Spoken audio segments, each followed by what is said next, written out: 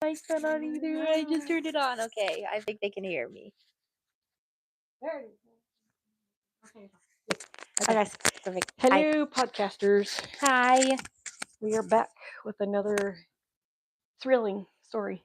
Nah. And this is kind of going to be a drinking story, meaning we're not going to get drunk. Okay. It's a drinking game, so It's we're a gonna drinking take. game story. If you want to drink, you can. If you want to drink water, you can. It is up to you what you consume. Yep. But we're gonna do a drinking game. Just don't leave if you drink. Of every time you get upset by something that happens in this case, you have to take a drink of something, whether it's Red Bull or water or juice or even liquor. Jack, It is you know, he might be your best friend after today. it is one of those cases. And I don't know anything about this. All I hear and understand is that I am going to be very upset with certain things. And you will hear cats meow. You got your lemonade. Perfect. Good choice. Perfect. So yes. Can you hear us okay, Miss Angela?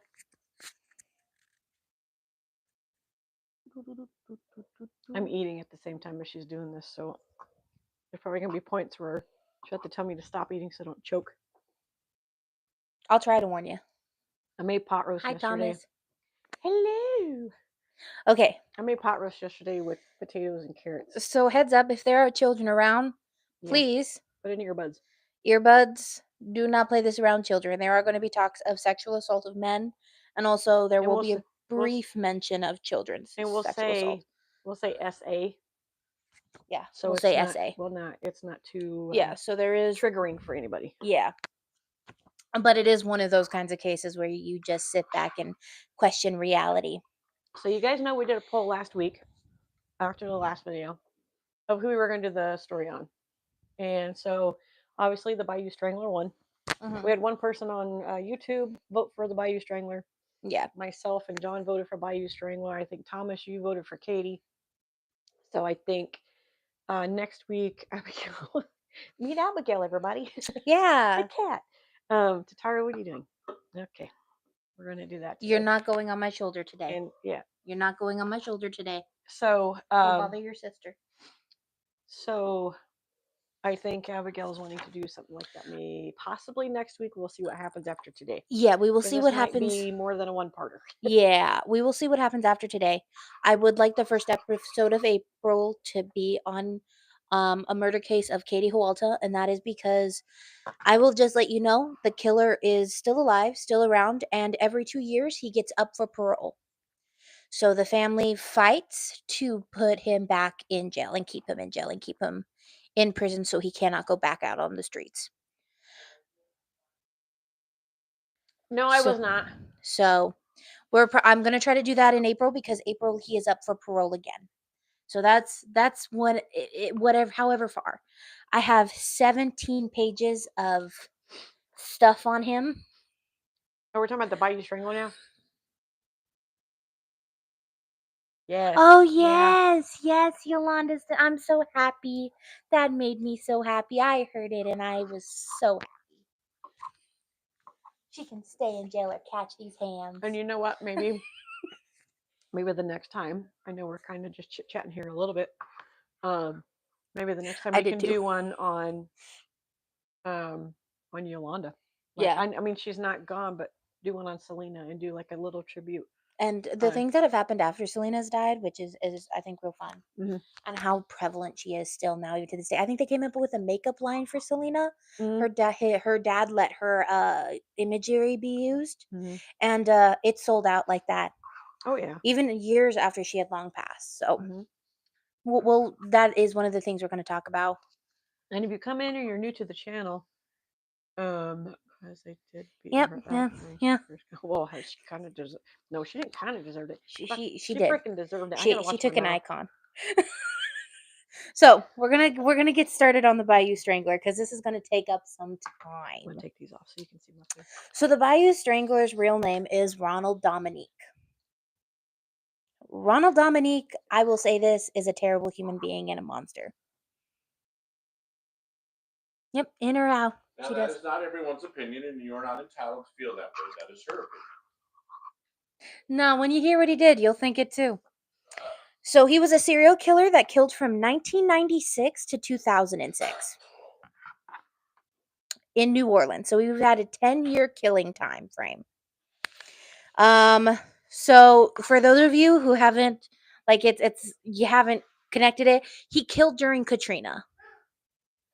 So that gives you some like connection. And you think about it, as sad as this is going to be me saying, he wasn't. Don't see why not. We don't need it. Yeah. That's Sorry, fine. don't mean to interrupt.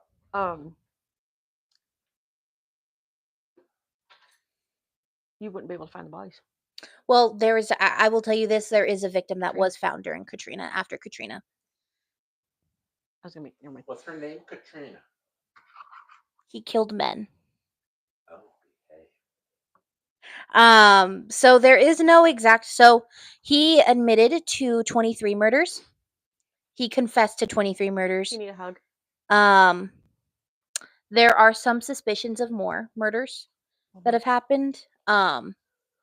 There's been talk of a couple of cases that might have been his, but he never confessed to them. Not a lot of people know about him, which is really sad. I think more people should know about him. Because he's not like the person we think of when we think of serial killers like Ted Bundy and Jack the Ripper. It was because he was, as much as I hate to say it, he had the perfect victimology. He had the perfect type of victim. So, like, when we think of serial killers, we often think of killers who kill women, specifically in their 20s and their 30s. He did not do that. He chose to kill young black men that were often seen as high risk. Oh, I'm sorry. I forgot. They were often seen as high risk, so the police and media didn't investigate them. Because ultimately, I hate to say it, they didn't care about them. He also spread their remains amongst 6 parishes. So he constantly jumped jurisdictions. Because in New Orleans, they don't necessarily say jurisdictions or counties. It should be inside. It's right there. Oh. You guys leave it. They call them parishes. Mm-hmm. And as somebody once put it beautifully, the victims were seen as less dead because they were high risk. So, for those of you who don't know what high risk means, high risk essentially is they are at a higher risk for crimes of opportunity. So, that if you're homeless, if you're a prostitute, a drug user, I took a test actually to see what kind of high risk I would be, and I came up as a medium risk because my age, but also because I don't have like a super close relationship with like immediate family. That puts me at a higher risk than those who are super connected to their close family. Okay. So, also, if you come from an abusive background, Tataru, right here. Sorry, our cat. She's back in heat again. Basically, What?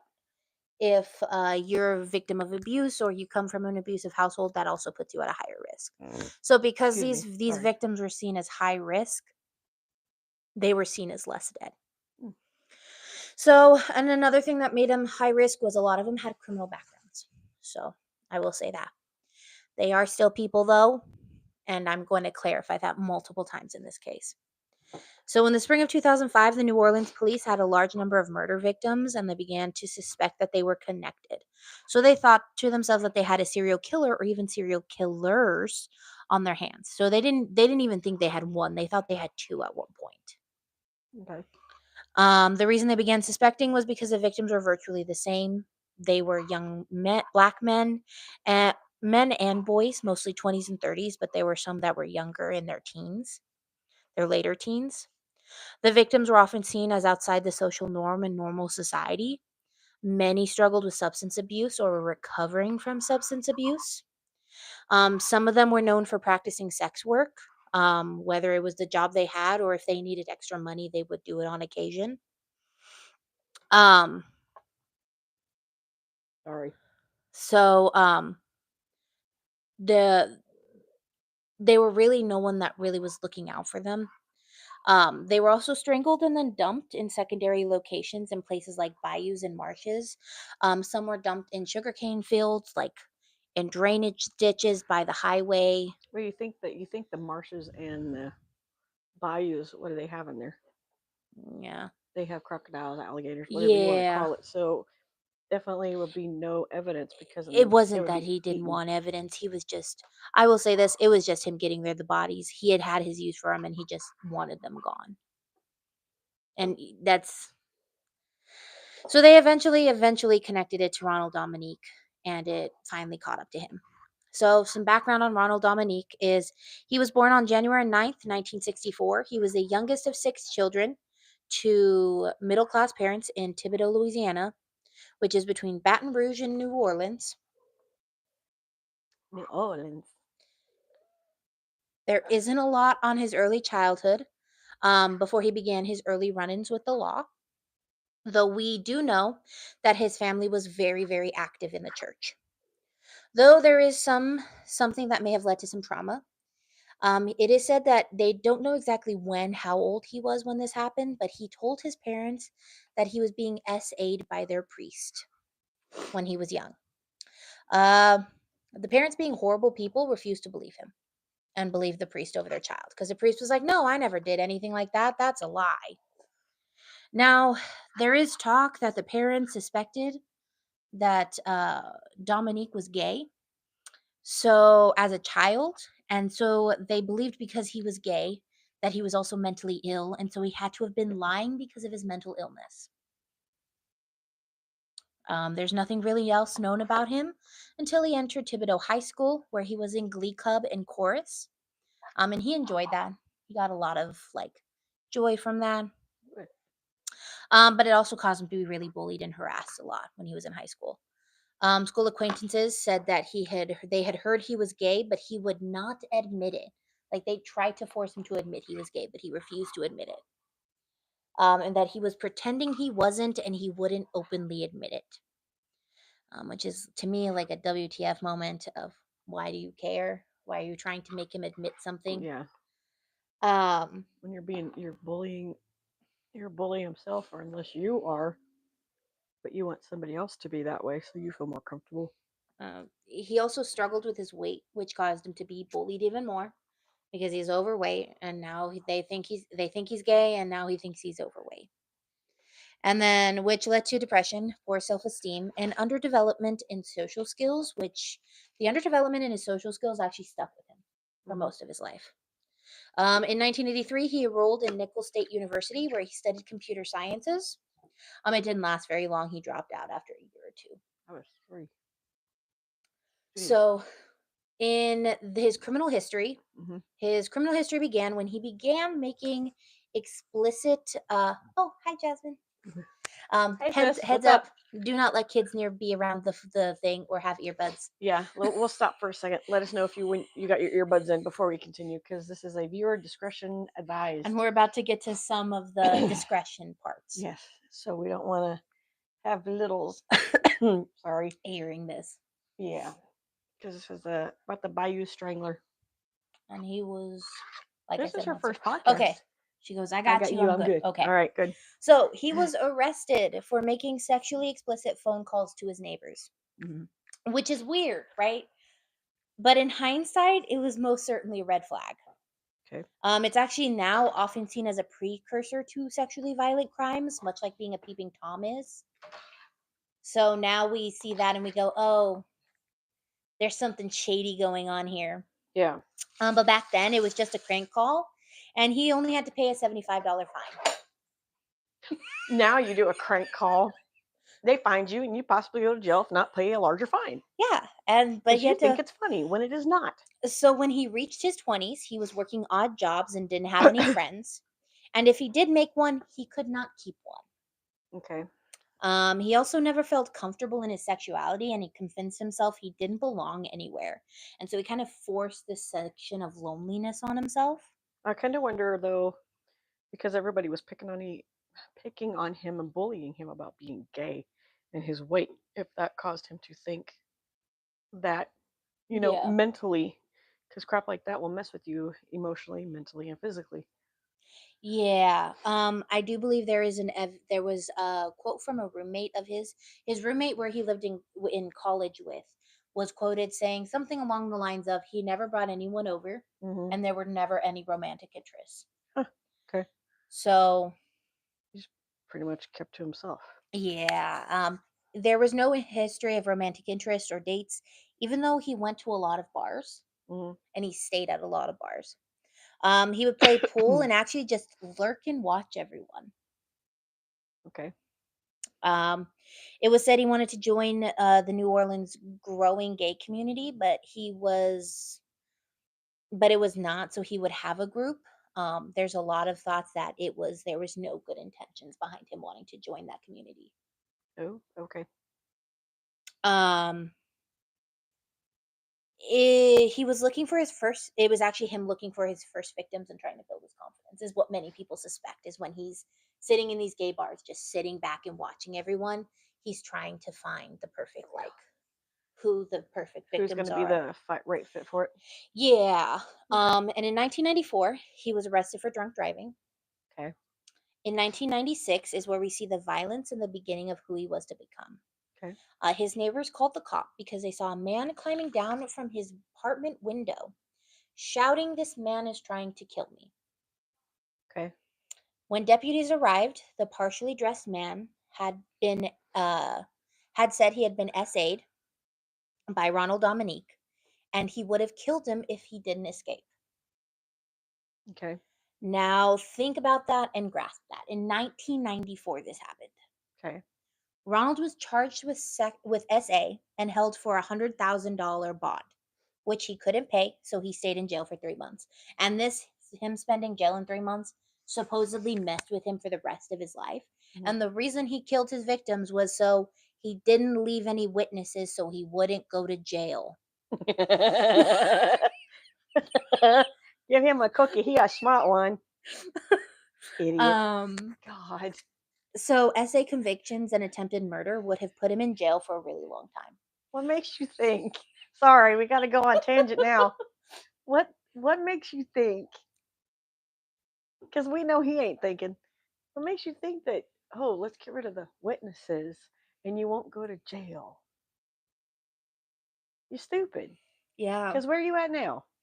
So a SA conviction and attempted murder conviction would have put him in jail for a long time, like a really long time. But he was a lucky person, and the victim never showed up to the court case. They did not want to testify, and this is again, it's New Orleans, 1994. A gay man coming out saying he had been SA'd.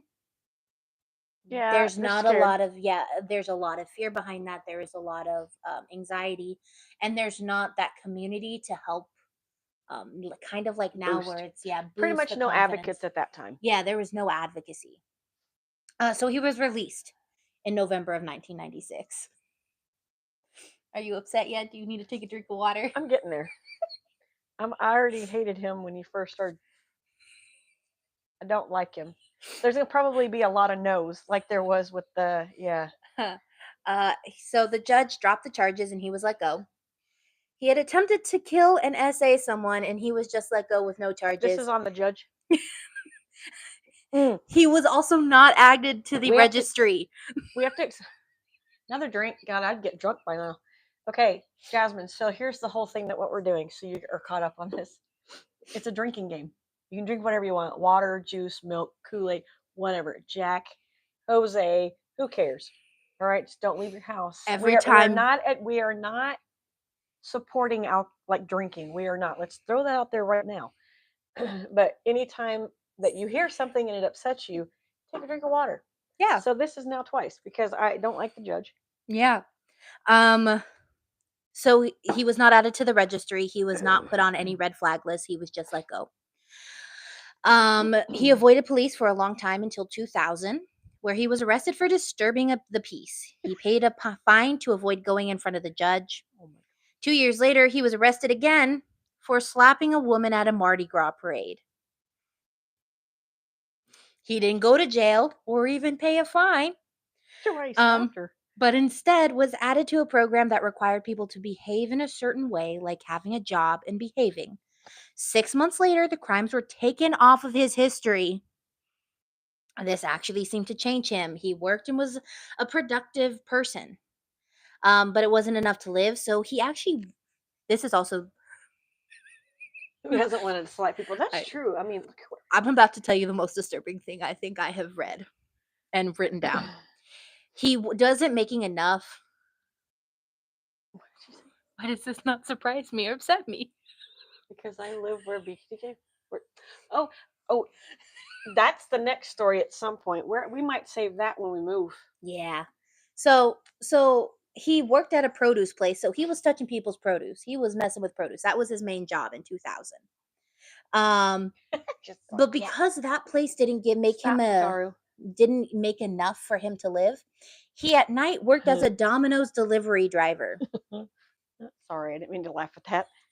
And when he wasn't at work, he wanted to be a productive member of society. And so he joined the Lions Club, which is a community program. And he became very popular in the Lions Club and was actually really popular on bingo night. Okay, the Lions Club kind of reminds me of something that my dad did years ago when we were kids. But I don't think it was come here. Come on. Come here. No, come hither. Come over here. Come here. So Come here. by this time, There it was you go. 2002. Good girl. And by this time in 2002, he had SA'd and killed 11 men. And before he was caught, Stop. he killed 12 more. After what? I missed that. I'm sorry. So, this all happened around Rita. 2002. So by this time in 2002, he had SA'd and killed 11 men. Okay. And he would have 12 more victims before he was caught. Jesus. Criminally. Yeah. And so we're going to start with his first, what I call his first set of murders, because he does this thing where he kills for a couple. Yeah, I know they are really avid in the community and scary. So he does this thing where he kills like 3, 4, 5 people. He stops for a couple of months and then he'll spree kill again and then stop for a couple of months. So St. Charles Parish. So we're going to backtrack and we're going to go back to the 90s because we're going to go starting with the killings. Excuse me. So Sorry. I want to give a good summary on the victims because when these victims were first starting to be written about in the media, they were absolutely dragged. I'm going to read quotes that when I read them, I had to step away from my computer because I was so upset about how they were describing victims of a murder. Get your Red Bull ready. And it's also because no matter who they are, no matter if they're high risk or not, they're still They're family people. members. Yep. They're people. They have children. They have significant others. Some of these were late teenagers. I think the youngest victim he had was 16 years old. Jeez. A child. Pretty much. So, on July 12th, 1997, 19-year-old David Mitchell Jr. Was with his mom and aunt, and they went to a birthday party. And at some point, they had an argument between the three of them. And so the mom and the aunt dropped him off at his grandma's house, where he was going to wait for his uncle to drive him back to the 5 miles back to his house. Mm-hmm. They were like, we're just going to separate for a little bit, cool off after this argument. When the family hadn't heard from him the next day, they thought he was staying with a friend. And there wasn't a rush. They were like, okay, I guess he needs extra time to cool off from this argument. And then the day after that, he never showed up to work. His job called and asked his mom where he was. And she said she had no clue. And she went to his room and found his work clothes and name badge, which he wouldn't have left behind if he was staying with friends. He was one of those people who was constantly going to work. He wasn't just dropping off of the job. And it wasn't like him to not show up to work or even to stay out all night. That was actually not really common for him. Yeah. They tried to justify it, but they were on edge and they were ready to report him missing. So let me make sure I get his name. While David Mitchell's mom was on the phone reporting him missing, she got her answer. She had the TV on, the new local news program, and her son's photo flashed onto the screen of the TV on the local news segment about a drowned body of a young black man found in the industrial area of Louisiana by Highway 3160. And then this is where the sad part begins. Mhm. The police said he had lived a high risk lifestyle, which he hadn't. His only high risk was him being poor Yeah. and being black and being young. He went to his job. He didn't have a history of drug abuse. Um, uh, the police said he had lived a high risk lifestyle, and even though his pants were around his ankles and there were no drugs or alcohol in his system, and his family had said he was a really great swimmer, Mhm. they had classified his death as an accidental drowning and the case was closed. No. Okay. No. No. See, I told you. Here goes the nose. No. Yeah, this is actually really common for a lot of the victims. There's one that will just make you lose your mind. Okay. Everything is right there. Okay. No. So they I don't agree with that. in a year, his case was looked at again when there are two other bodies that they could say that they also said were accidental or explained away. In December of 1997, 20-year-old Gary Pierre's body was found in a wooded area in an unincorporated area of St. Charles. Unlike David, Gary had been essayed and confirmed that he had been essayed, and they had found he had been bound before his death and he had died of asphyxiation by neck compression. The investigators came out and said Pierre was heavily into drugs, so despite the fact there was being evidence of being bound and all that, they didn't classify his death as murdered, but instead it was an unclassified, meaning they were saying, we don't know what happened because he had a drug problem. I tried calling that one. Get already. This is how they talk about a lot of the victims. Oh, he was a drug user. We don't know what killed him. That's why it took them until 2002 to realize they had a problem. Like, Everyone is telling you the opposite and you're not listening. Right. sounds about right. Jeez. At the end of July 1998, parish police found another body, Larry Ranson, in a remote area of Highway 3160, which was not far from where they had found David Mitchell's bodies the year before. Oh wow. Okay. So he actually used area dump sites. He reused dump sites.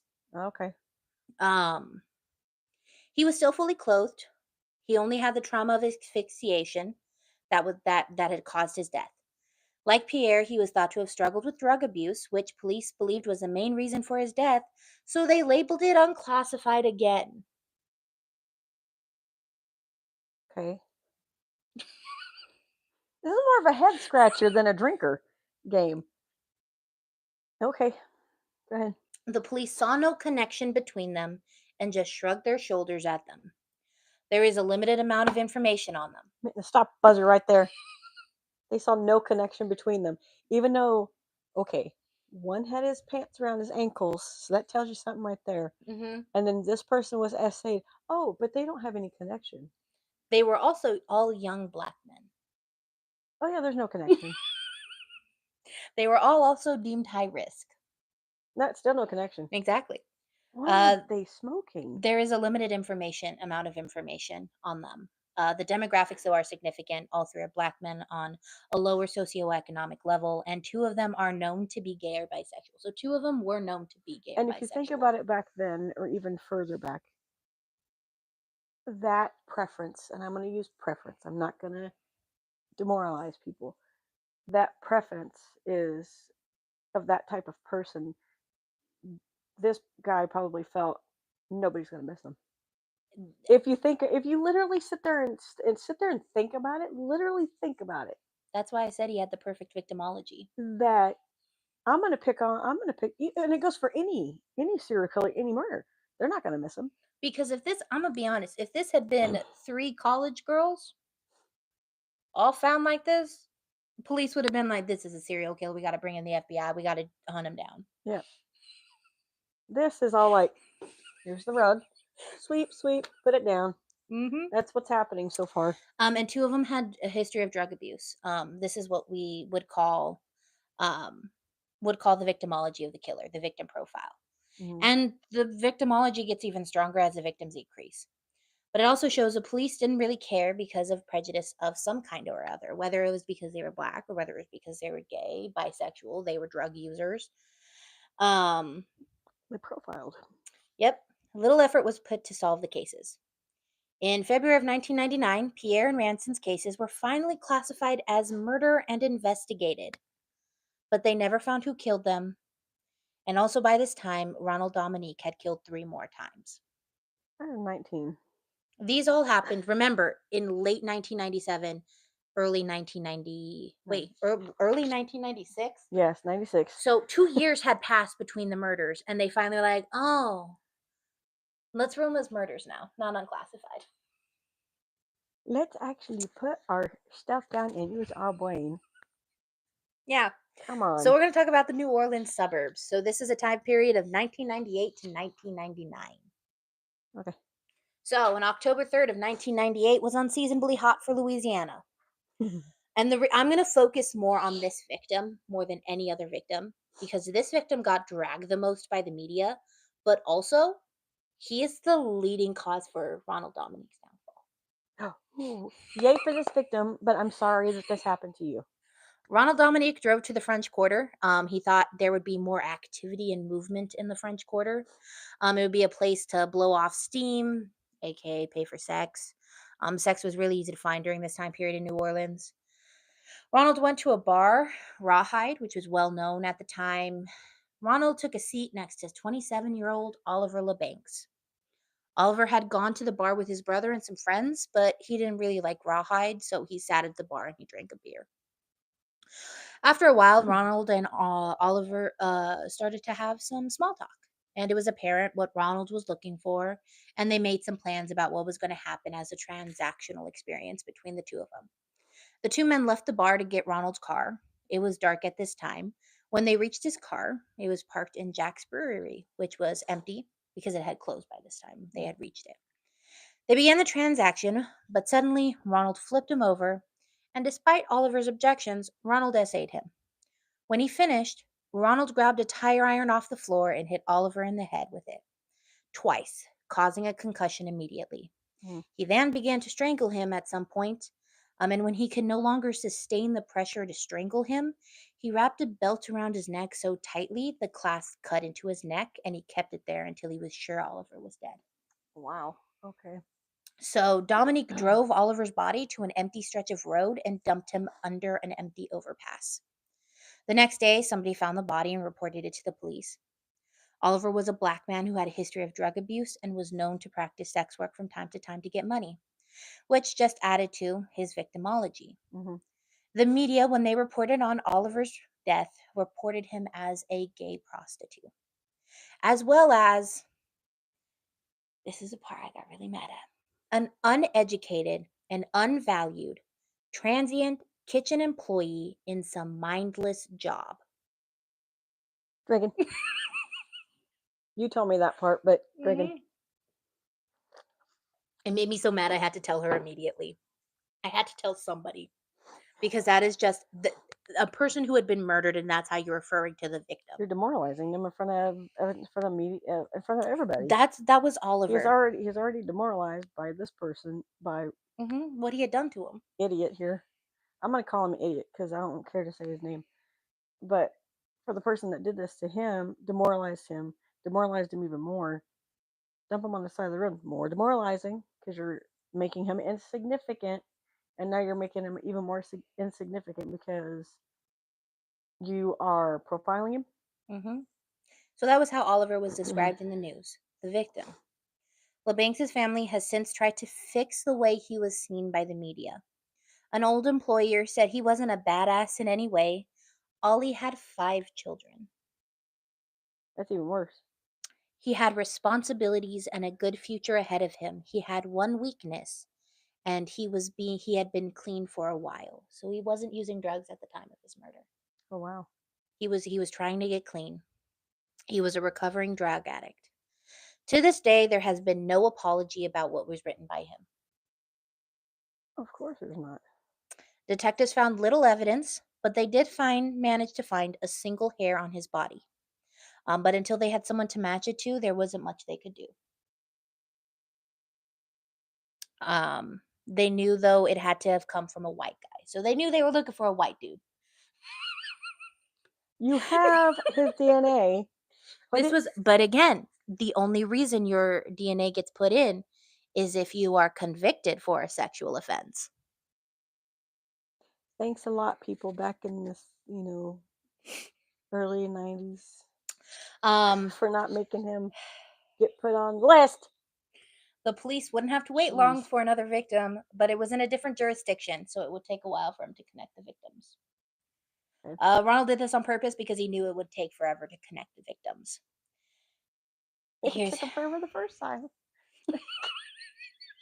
Took him forever the first time. Oh yeah, you Come see, on, 2 years? 16-year-old Joseph Brown was discovered on October 19th, 1998. He was found on the western end of Memorial Boulevard. Mhm. It looked as if his body had been dumped from a car on the side of the road, like it was trash, like somebody had literally just went Litter. poosh. Oh. He had suffered several lacerations and wounds to his head, and a bloody plastic bag was discovered near his body, which investigators thought the bag had been placed over his head and he was beaten to death. Mm. Joseph Brown had grown up in Booty. The press labeled him a troubled teenager.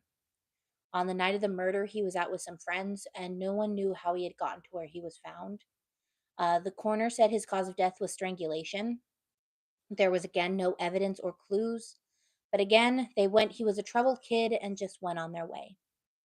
In November, when 18-year-old Bruce Williams was found in an industrial park, he was known as a sex worker from time to time by police. His friends said they saw him on a French Quarter, and he had been essayed and strangled. This was obviously a strange number of people ending up murdered, one police officer said. They said this was actually more murders than they see in a year. Wow. And like New Orleans gets a lot of murders, but they're referring to just the way it was back to back to back. They were like, this is weird. There's a lot of murders happening. Yeah. So this was actually, they kind of got ahead of it. They actually called the FBI. So detectives called the behavioral science unit of the FBI because they suspected a serial killer with these two victims. So this parish was on top of it, kind of. Um, so Okay. So sadly, the profile was pretty generic. Later on, we would find out it was pretty spot on, but it's kind of generic. They said the killer was a white male, mid 30s, difficulty with social skills and difficulty making friends. This is all most serial killers have in their profiles. But a profiler said one specific thing that was helpful. He said that the killer lived close to the airport, um, and he was later to be found correct. At this time, he lived 10 miles from the airport. Oh.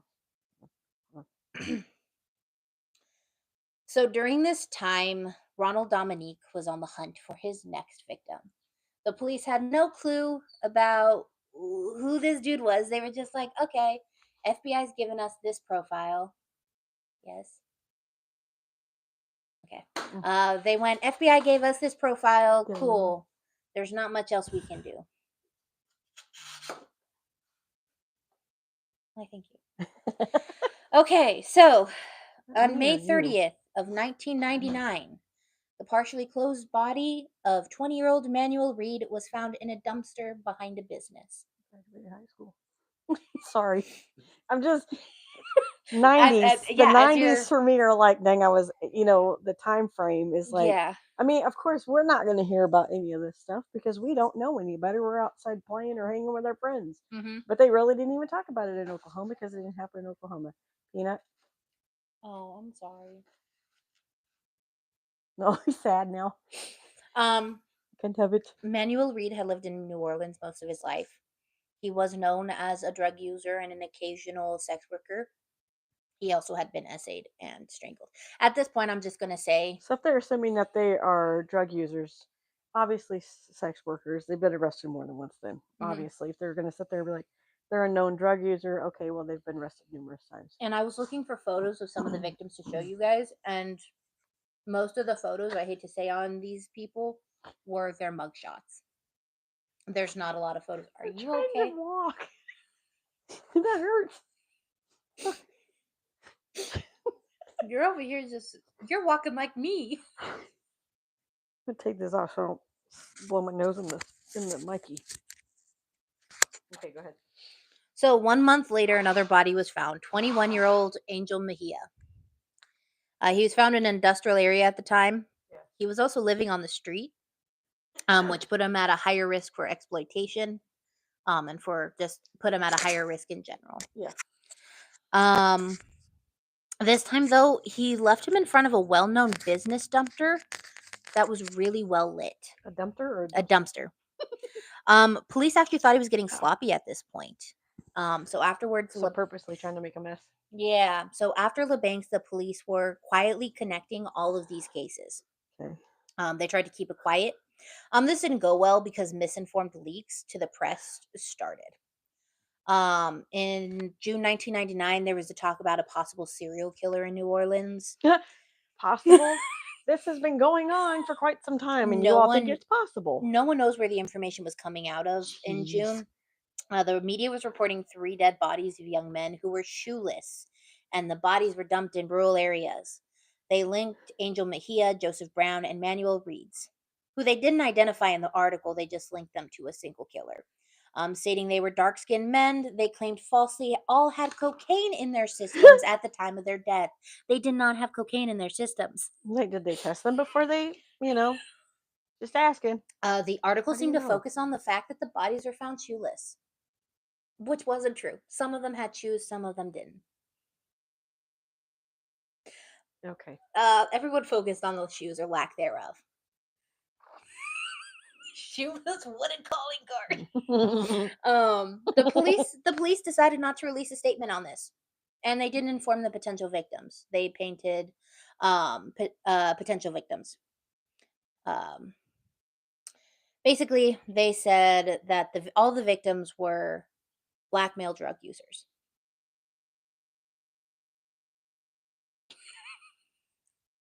Yeah. No, that's just They so totally demoralizing. misrepresented who was at risk. So demoralizing. They did not include those who practiced sex work. They did not include those who just were minding their own business, those who were homeless or anything like that.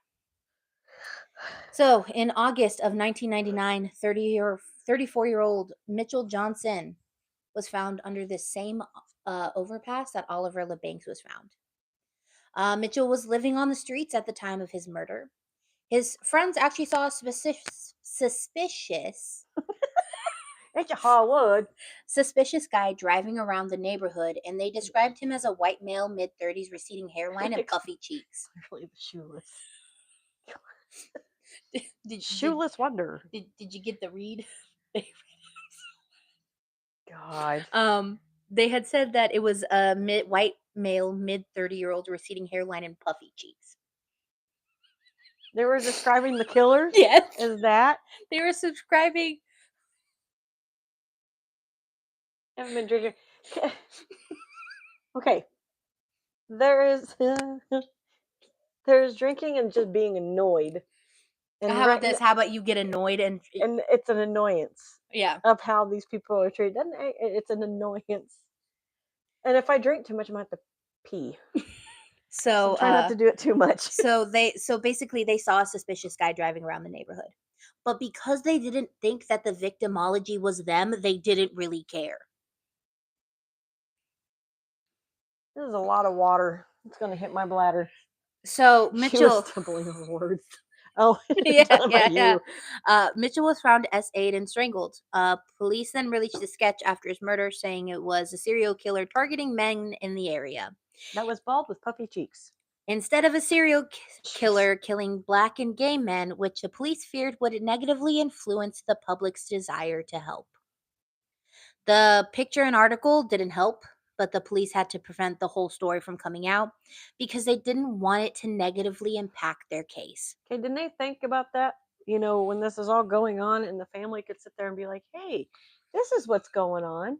The puffy cheek killer. There you go. They could have named it the puffy cheek killer. I like that. But you have to think, oh my stupid cops. It is unknown if he saw the article and sketch. No offense to Stephen, by the way. Throwing that out there. No, he's not listening, but I'm just saying now the cops are pissing me off. It's unknown if he saw the article and the sketch of himself, but he quit his job at the county that he had worked and moved to Tahoma and moved to Homa, my bad, and moved into his sister's property in his trailer. So he took his trailer and moved onto his sister's property. Oh yes, let's go bring my sister into this. The police sketch and articles at this point hadn't actually made it there yet. So nobody knew this was happening in the area he had moved. Give it time. He found a job as a laborer for a produce company.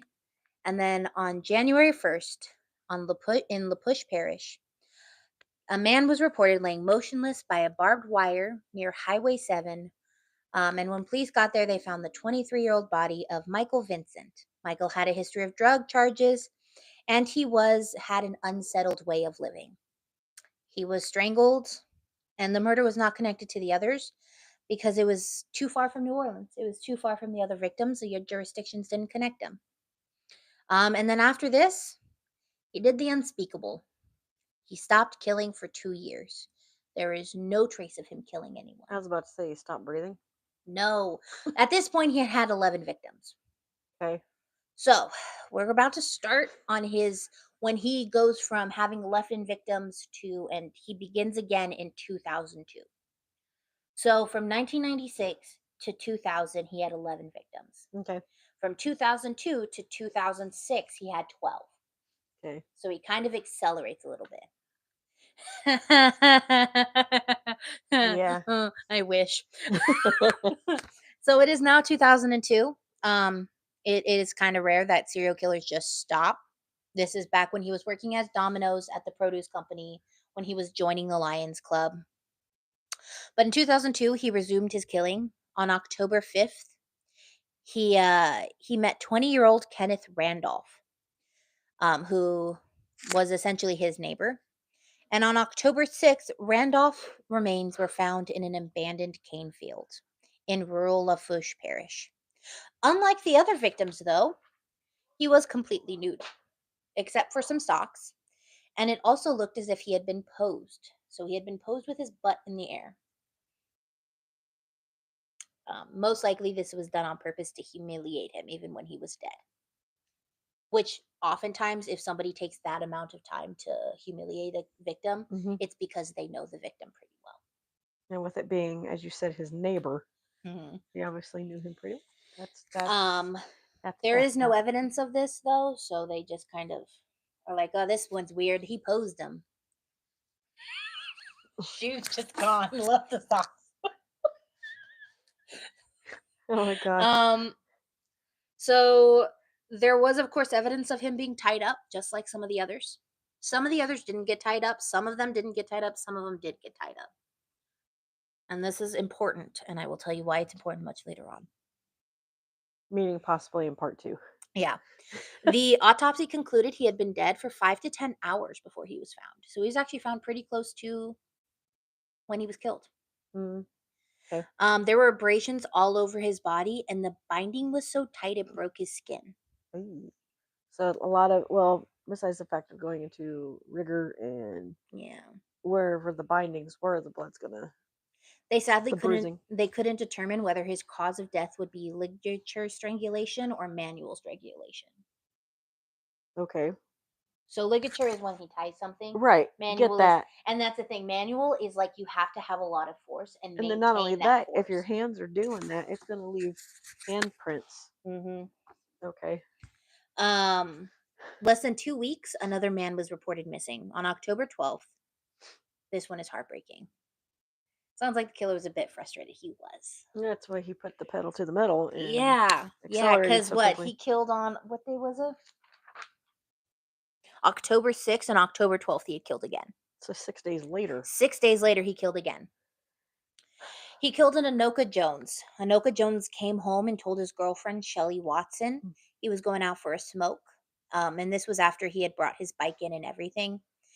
He went out for a smoke, and Shelly wasn't worried when he didn't come back immediately because he was known to say he was going for a smoke, then run a little errand. Mm. And then after a couple of hours, she started to get worried, but not super, super worried, but just that kind of like, And he is should be back any moment. I'll give him a little bit. yeah. When she Okay. woke up, he was not home though. And that's when you want to panic. Shelley got really worried and called the police. By this time, it was too late. Mm. Jones's body had been found under the 310 overpass. He was actually found by a patrol officer that was just driving on the road.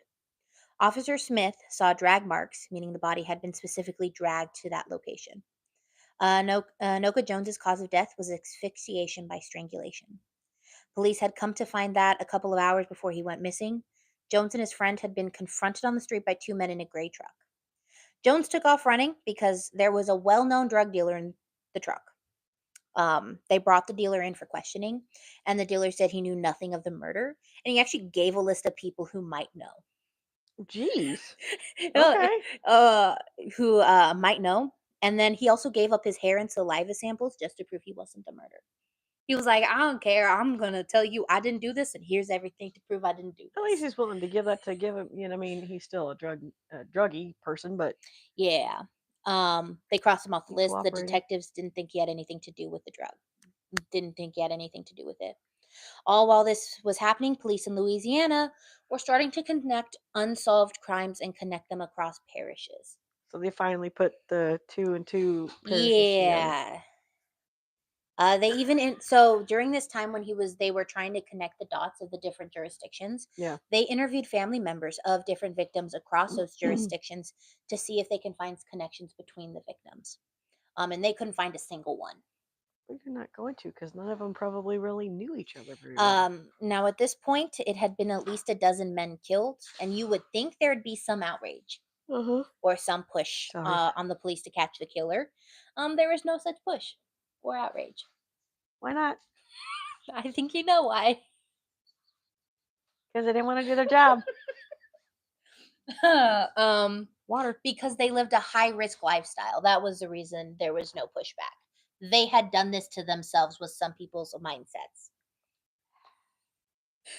Someone practiced their connect the dots. It took them a while. I know. He started in 1996 and it's 2002.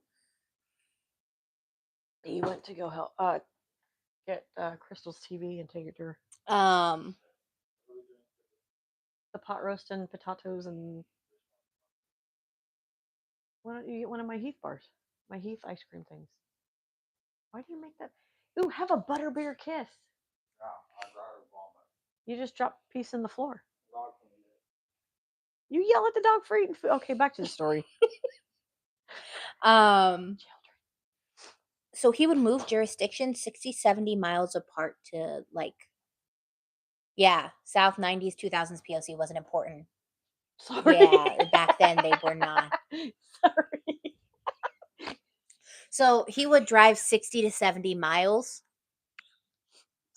Sorry, Justin about biffed it on the blanket in the hallway because of where it's The how dog is eating it sideways. And she got a free piece of pepperoni. All right. So he would drive 60 to 70 miles in between jurisdictions That's so that they couldn't connect them. So dumb. Because I will tell you this, police do not have like an unsolved case connector back then. Like they didn't have a list of unsolved cases and they connected to each other. It was just they ain't connected because we never played connect the dots as kids. There was no task force, which was back. There was another serial killer in New Orleans at this time, and his victims were women, and immediately, after 3 women were killed, they had built a task force to hunt him down. 2 separate ones or the same one? So there are 2 separate serial killers. Okay, One of them was killing women, right? Okay, and the other one was killing the men. Yes. Okay. And so this one dude who had 3 female victims. Okay. They had built a task force after the 3rd victim to catch him. But you can't build a task force for the other one. The one who had killed 12 men. Really good. Apparently. Because, I mean, okay. Yep. So 8 months passed before he killed again. I can't do no more water. On May 24th, 2003, 18-year-old Latrell Woods left his mom's house, telling his cousin he was going to his girlfriend's house to stay the night. This one is really sad, I will say that. Okay. His mom actually had a really bad feeling and tried to convince Detrell not to go to her house or to go out and to stay home. You know what? All kids, listen to your mom. When she says she has a bad feeling, pay attention. He even told her, "I promise, Mom, I'll be home tomorrow." And don't make promises you can't keep. I The mean, next he day, had, and unfortunately, in this sentiment for this guy, it's not something he couldn't keep, but just it prevented him from, yeah, coming home. yeah. So it's The sad. next day, two men found his body in a cane field laying next to his bicycle. So he had gone to his friend's house to grab his bicycle from a friend's house. Um, And then go and to the they girl, and they go yeah, to the girlfriend's. and they had found the bicycle next to his body. So he had gotten his bicycle from his friend's body. And never made it to the Yeah, he girlfriend's. never married it to his girlfriend's. When the men who found him were able to get to a phone, they called the police and said, "We found a black man that's dead and puffy." When the police got there, decomposition had started to set in. And this was mainly because at the time period, there was a lot of humidity. I was gonna say, whoa, hold on a minute. There would be no way that he would be so puffy in Yeah. rigor mortis because that takes It's in May. a while. But then they have humidity, which is very high humidity. Yeah. Okay. So one of the detectives in Homa, you're gonna love this name. It's one of the small joys I get from this case. Detective Simon Fryman.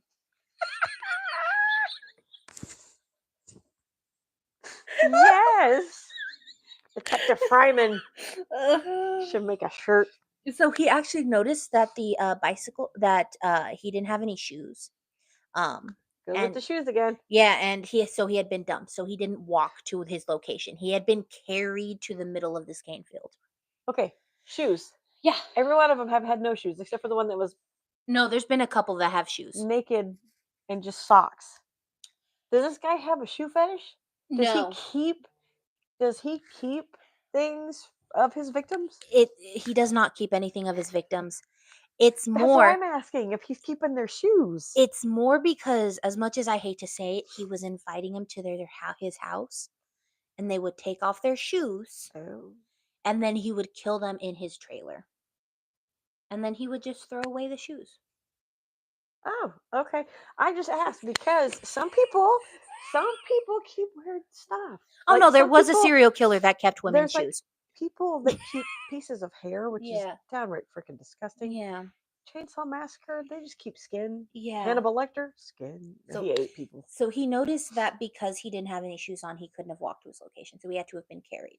But he also noticed, you? yeah, Okay. he also noticed that the bike didn't have any of the local dirt on the bicycle tires. So the killer How? had to have carried the body and the bike to where the body had been dumped. Okay. You answered my question. Yeah. I say, how in the heck do you know the dirt from one parish to it's all the same freaking dirt? You could tell, kind of like, because I think it may have been hot and humid and it had rained that day. If there's like mud in the tire tracks or something like that. There you go. So the preliminary autopsy didn't find any defensive wounds. Met in shower time for a little. Back soon. Okay. Okay. They didn't find any defensive wounds, Yeah. or even ligature marks from being bound. He had just been manually strangled. Oh wow. Woods was described, and I'm going to describe this really sad. I need you to just listen. He was slow in his learning capabilities. Oh. Dirt on the outside of a field is different than in the field. Yeah. So he was called slow in his learning capabilities by his closest friends. So that means that Dominique went after the most vulnerable people. So people that had disabilities. Mm-hmm. So we could say it we'll say it like that. Because I caught what you were saying right when you said his learning disabilities. Because a lot of people do learn differently or they're a little slow to catch on to like not trust someone. Not, should I go with this person? I don't know. I mean, they seem pretty cool, but then it's too late for them to understand. He went after the edges of people. Yeah, exactly. It's too, yeah. Okay. Woods was also kind of known for a couple of crimes that he committed. It was petty crimes, public disturbance, nuisance, and things like that. Yeah. So remember Detective Dennis Thornton. I know I'm going to say something and it's going to upset you. But he does come out in the end as like one of those people that you're like, yeah, man, you the best. Even though you're stupid in the beginning, you're the best in the end. Okay. Yeah. So, Detective Dennis Thornton was quoted saying, "When it comes to the people on the outside of proper society, the mindset of the police department was don't break your neck." Why would you say that? Basically saying don't work too hard to solve the case. No, he gets a no. Why would you say no? Which Okay, no, no, no, no. People have died. There have been 11 people from 96 to 2000 died. Now from 2002 because he wanted to take a hiatus. exactly, they weren't important to And them. they weren't. You're a piece of crap. Which if you think about it, we often ask ourselves, how do people become serial killers? And how can they do this? But they But when don't. you hear a detective say, "Don't work too hard to solve a case," because they aren't essentially the people who matter, it's kind of like you think about it. Just we're like, "Oh, serial killers are awful," and then we think about the mindset of the time. Hmm. It's like they're still people. Mm-hmm. They are still the people that were murdered for no freaking reason. They're still people. Yep. Why would you sit there and say, "Don't work so hard on that case because it doesn't matter"? Okay, we're gonna get to the one that's really gonna piss you off. Oh, that's nice. So a year and a half passed before Dominique killed again. Okay. And during this time, he lost his job at the produce company. And so he got a job as a maintenance person. And then he left his job again and became a meter reader. And this job required him to drive the back roads. Oh, so it gives him more of a. It's like pretty blonde girls get more attention on the news after that. Yeah. True, I I agree with mean, I agree with that because there's a lot of things. Like I heard somebody talking about, and I don't remember the girl's name, so I apologize. But I guess she was. I don't remember the whole story, but something had happened to her, and I won't go into detail about it because it's pretty gruesome of what happened. oh, But is it the indigenous? Yeah, I was the she one was who the said young girl, and I she was like, was "Well, an what happened?" indigenous woman You and don't hear about it. she was found murdered. Yeah, Um, you don't hear about it on the news. You don't. I'm gonna let everybody know this now. Yes, that's her, Emily yeah, Pike. That is Emily the name. Pike, exactly. I don't watch the news for reasons like that. But then again, And the they fact don't talk about it. 32 one of two in 2 weeks, yeah. Wow. 32 girls had gone missing from the same group home as Emily Pike, and the group home was still running. 32 Yeah, girls Emily go Pike. Hi, missing, and mom. you're still You're gonna. running like normal. Yeah, you're still gonna let this go? Is something wrong with you? I mean, come on. You need to do an investigation, figure out why this is happening, and then shut the crap down. Don't. And Exactly. then you need to talk about it. We have a right to know. You Mhm. heard about it on TikTok. I Yeah. heard about it at work. Yeah. So he stumbled across the area of Del Almonds, which is an unincorporated area of Lafourche and St. Charles. So it's I kind of like the split name. back to. Lafouche. Yeah. So in late October, Hurricane Matthew hit Louisiana, and there was 80-mile-per-hour winds, That's not and the there best. was a lot of damage. Yeah. Oh, okay. I haven't seen that either. Yeah. I remember the whole tape over the mouth that I've seen a lot of celebrities do and people do where it's like don't talk hate or something like that. Yeah. So I never knew about the whole thing Red with handprint. Yeah. red handprint on the face. So there was 80 mile Good to per know. hour winds, and there was a lot of damage and havoc, especially in Dalmans. When Jeff Murrow, a resident of Dalmans, decided to look around to see the damage was done, Hmm. and he stumbled upon a body of a young man by a pond 20 minutes from his home. He actually went to grab his neighbor, who was a criminalist for the police department, Ooh, nice neighbor. I and want they him as a returned to the neighbor. body, and the criminalist surveyed the scene. They were unable to identify him, and the victim was wet, like really wet, meaning he had been dumped in the middle of the hurricane. Wow. The autopsy determined that a lot of force had been used, and there were signs of blunt force trauma to the head, neck, and torso. And if you think about it now, because he dumped them in a hurricane, where'd the evidence go? The Yeah, evidence is going to get washed away and stuff like that. there were signs of manual strangulation with a lot of force, but his death, while there was all this evidence of murder and violence, was labeled an accidental cocaine overdose. Did they test him at that time? Did they do a swab? The body was identified later as 46-year-old Larry Matthews. Police reports say he was somewhat homeless. His brother says that no one wanted to kill him. He was just a chill guy who liked to do drugs occasionally. God. Matthew also had a few connections. So, Home Pop Police called Homas, saying that they had a man in custody that might know something about the murder of Larry Matthews. Jim Jarman was the man who had information. Jarman says he was hanging out at a friend's house in Homa when Larry showed up at his home and they began talking about drugs. That better. Jarman said that Matthew said, I know where we can find drugs and sex work. I just need to borrow Jarman's car. Jarman agreed, and Matthews took the car and never returned. Jarman then went to the police to file a missing vehicle report, and detectives were able to track Matthew to a party. But after that, nothing.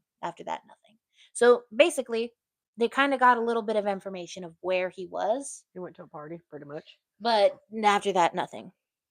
Okay. After that, they did find Jarman's car with 4 teens driving in. The car was pulled over, and all 4 teens ran out of the vehicle. Well, yeah, they just got caught in a stolen vehicle. So now we have less than 2 weeks later. The owners of Gator Storage got a complaint from a customer that there was a bad smell coming from one of the units.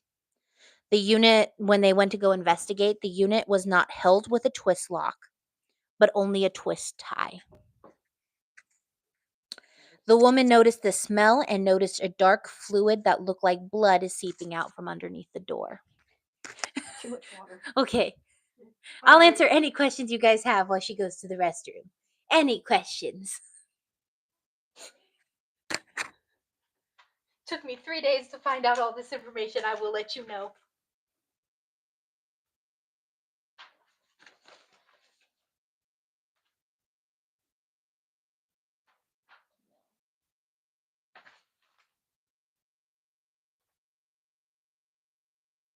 So a little stop break for everyone who drank too much.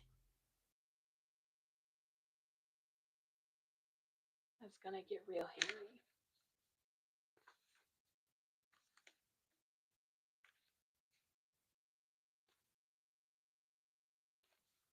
We actually might get through it today. We might get through this case today. Which is wild. Didn't think that would happen.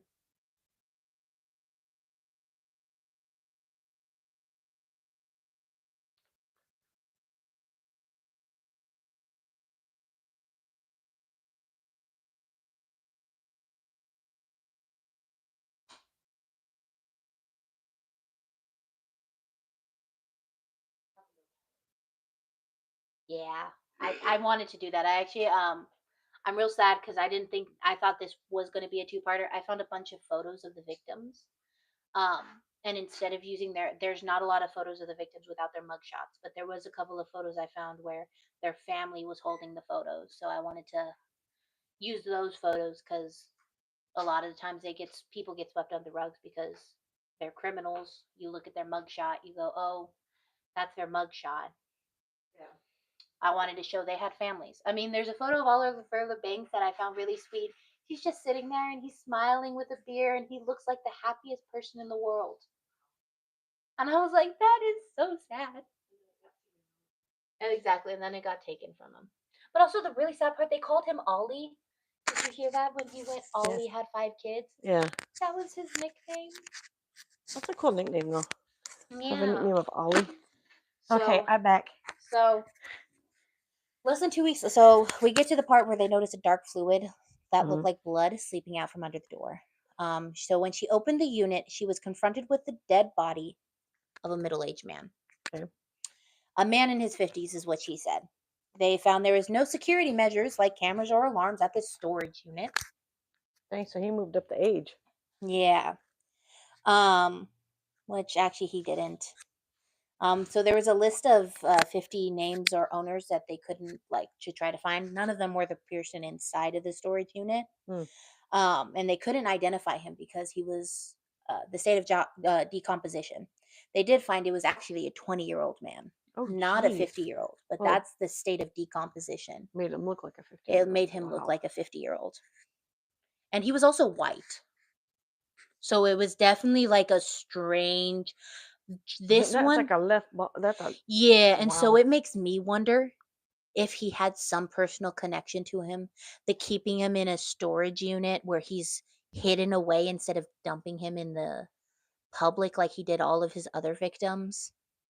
Yeah, because all of the victims that he had previously were African American victims, Yeah. not a white person. So I wonder if there was some sort of like I also wonder if there was some sort of racism in his killings when he was like, "Oh, they're trash, just throw them away." Yeah, Compared to this one, he was like, "Ah, I gotta hide this one." that kind of sounds like it though. Yeah. So actually, the Frances Barber called the police a couple days later saying she was concerned for her friend Michael Barnett. She said that she had last seen him on Friday, saying he was going to meet a girl by the firehouse. The police showed a sketch of a dragon tattoo, and she was able to semi identify the body that way. Oh wow. So, fun facts if you have tattoos, that makes you a lot easier to identify in states of decomposition. Just giving you a little heads up. Tattoos can be useful. Go get a tattoo today, not. So they could not fully identify him that way because they needed a family member to identify him. Or if they didn't have a family member to identify him, they needed something Somebody that may have known him. yeah, or something like concrete. Mm. Yeah, and it does make your meat taste funny. What is wrong with you? Um Per Dahmer. Yep, she went there. Knew she was going to.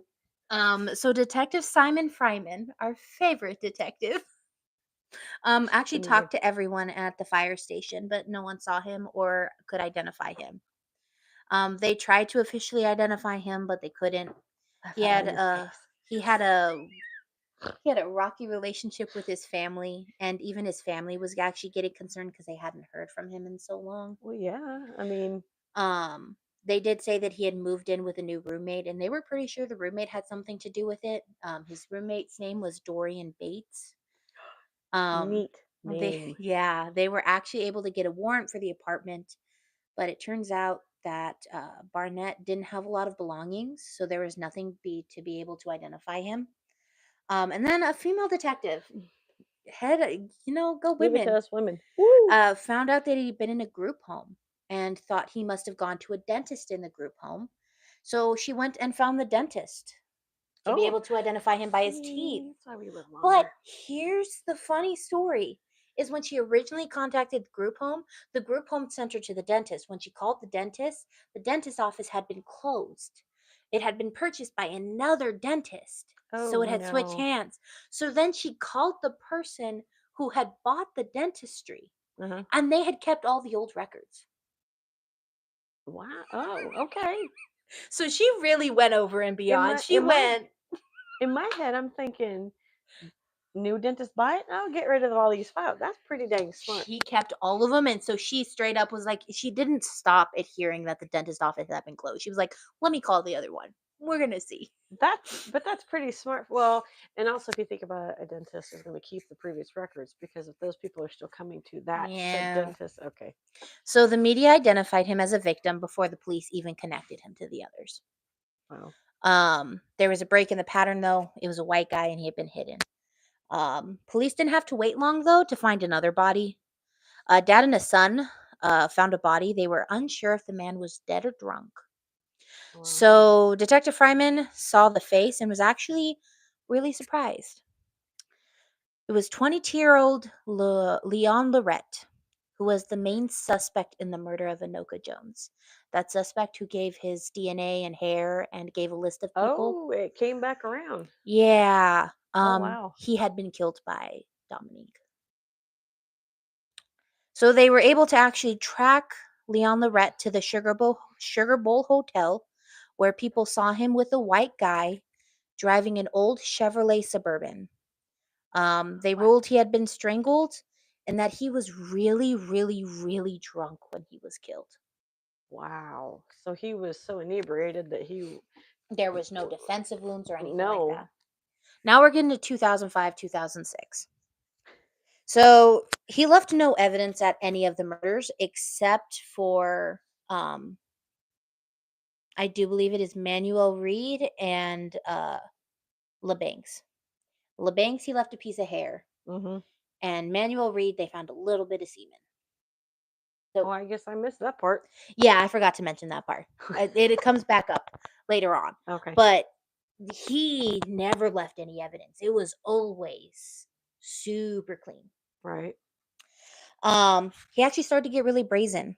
So this actually put everyone on edge around New Orleans. 31-year-old August Watkins was found by the police. And they realized that they needed to stop hiding stuff from the public. You think? At the time of death, Watkins was sleeping on the stairs of an overpass. This marked his 17th victim. Jeez. This caused Pat Boudreau, the police chief of Homa. He went on a conference and he said, "I think there is enough evidence to say that there is a serial killer in our area, listing the murders in Homa and around New Orleans. Police did their best to communicate, but because they needed a state-sanctioned task force, it was kind of difficult for them to communicate. And the federal government said that their high-risk lifestyle was too tenuous to justify a statewide task force."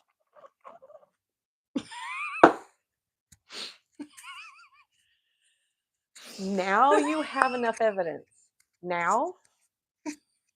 But the federal government said no because they ran such a high-risk lifestyle. That's how I feel. If you heard that, it was.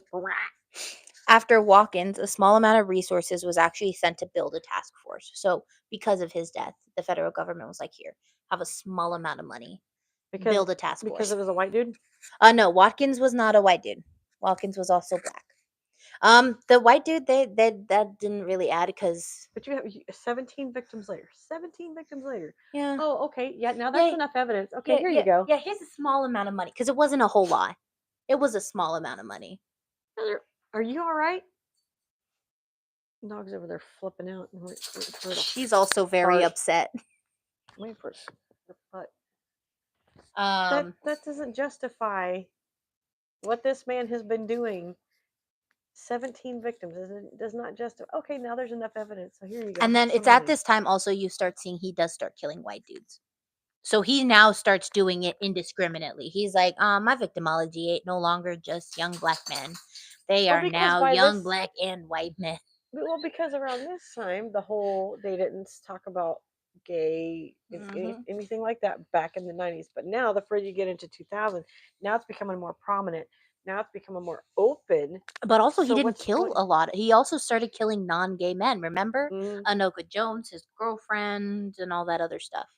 so So that's why. That's yeah, baffling. Oh, you got enough victims now. Let's go ahead and give you money to help. compared to the one who had 3 victims, and they were like, task force immediately. Yeah, why? Okay, another drink.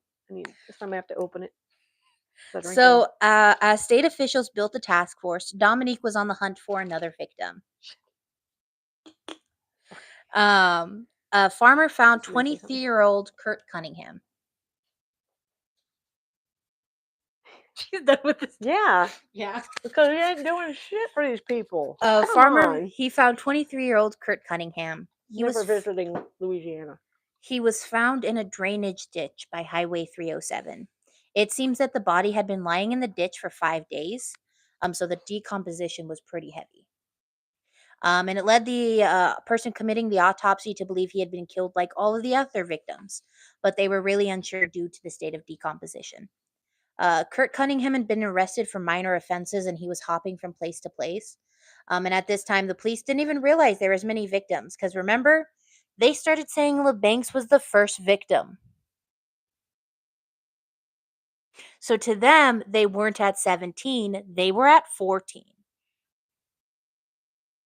Where did y'all go to school? Did you learn how to count? My God. The media put it together, connected the dots, but they all said that the victims led high-risk lifestyles and focused on all the negative things they had done with their lives, and even went as far as instead of finding photos to publish of the victims, they published all of their mugshots. Yeah, let's demoralize them even more because of their past. Yeah, they also... It's a good thing to drink water. You're probably correct. Because not only knows this would have got foul. yeah. They also did not inform the people who needed to be informed still. Why? That should be the main priority. Will you stop digging? So I guess Kurt Cunningham's photos got published of himself because his dad pushed for good photos of him to be published. Oh, well, way to go for the dad. His dad was quoted saying, "Kurt was on a path. He was too young to wake up. He was a victim, not a criminal, and he would do his best to help others. Way to go, dad. He was trying to humanize his son, which was not something the media was doing for the victims at all." He didn't do it for any of them. So for the dad to sit there and step up and say, "My son was a good in his eyes, Oh, here comes the part. no matter what he did in his past growing up, to him he was still a good person and a good kid." And then I was going to say something before that, and I totally forgot what it was. It'll come back to me. I'm breaking a precursor drink. I can't. I ran out of water. I drank it all. Now, they asked residents of Homa about the murders in the area. And one of the residents said, "I don't see any panic here whatsoever. Whoever is attacking men who are involved in drugs and prostitutions, it's almost as if someone is trying to get the trash off the street." Why didn't they take them with? Sorry. You're not wrong. Wow. The public's opinion of these murders were very dismissive. Apparently.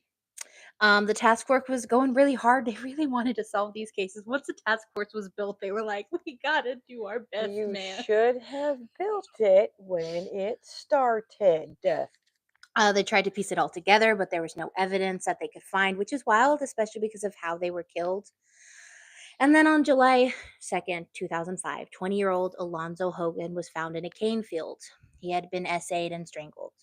They tried their best, but again, there was no evidence, and there was no evidence linking him to any of the other victims. 2 months later, there was another victim in Terry Bond Parish, August 16th, of 17-year-old Wayne Smith. He was found in a drainage ditch. Face meat punch. Right? Agreed. Fist meat face. Where is it? Wayne Smith was found in a body in a drainage ditch by the highway where he had been found, where he had been for a while. So, like Kurt Cunningham, they had it had been made difficult to identify the body and the cause of death. So I mean, every single death that they've come across now because of rigor mortis has been like during the summertime. Yeah. Sounds like. Okay. And he seems to kill a lot during like October to January, and then he'll pick up in like June, July. Well, because one, they're not going to be recognizable. At least that's what he thought. And then October, I don't know about October. Why in October? So they had to use dental records and tattoo identification. Mm-hmm. The person who did the autopsy was pretty sure he'd been strangled, but they had to list the cause of death as unknown due to how long the body had been decomposed. Makes sense. There were actually ideas out there that he did it on purpose to throw the police off or to keep them busy. He didn't have to throw the police off. They were already thrown off on their own. Friends and neighbors were baffled as to how he got there in the ditch. He had recently been trying to tackle his future and actually have a good one. He was taking welding classes, so he could have his job. And he was trying to get his life together. He had been like in early high school, he had been in trouble, but then as soon as he started getting older, he was like, "You know what? This ain't worth it. This ain't worth it. We're gonna make a better life for myself." Oh, good for him. They did not really let his mom look at his body. Well, I don't blame them. Would you want to look at? Thank you, Mulan. Mulan said no. And she was quoted saying, What? Come here. she had buried a box because she could not see her son. She couldn't identify her son. I wouldn't. To her, she just buried a box. I wouldn't want to see what my son looked like if something happened to him. I would just tell you this much: the person that did her better freaking hide. While detectives were lacking evidence, they were starting to connect some of the victims. They found out several had been picked up at the Sugar Bowl Hotel. Mm-hmm. The Sugar Bowl Hotel is a hotel that was known by police for where drugs were trafficked and there was often sex work offered. Mm-hmm. So detective realized that the suspect was offering something to the victims to get them to come with him. So the police were actually kind of making headway finally in the summer of 2005. Okay, fine. Okay, yep.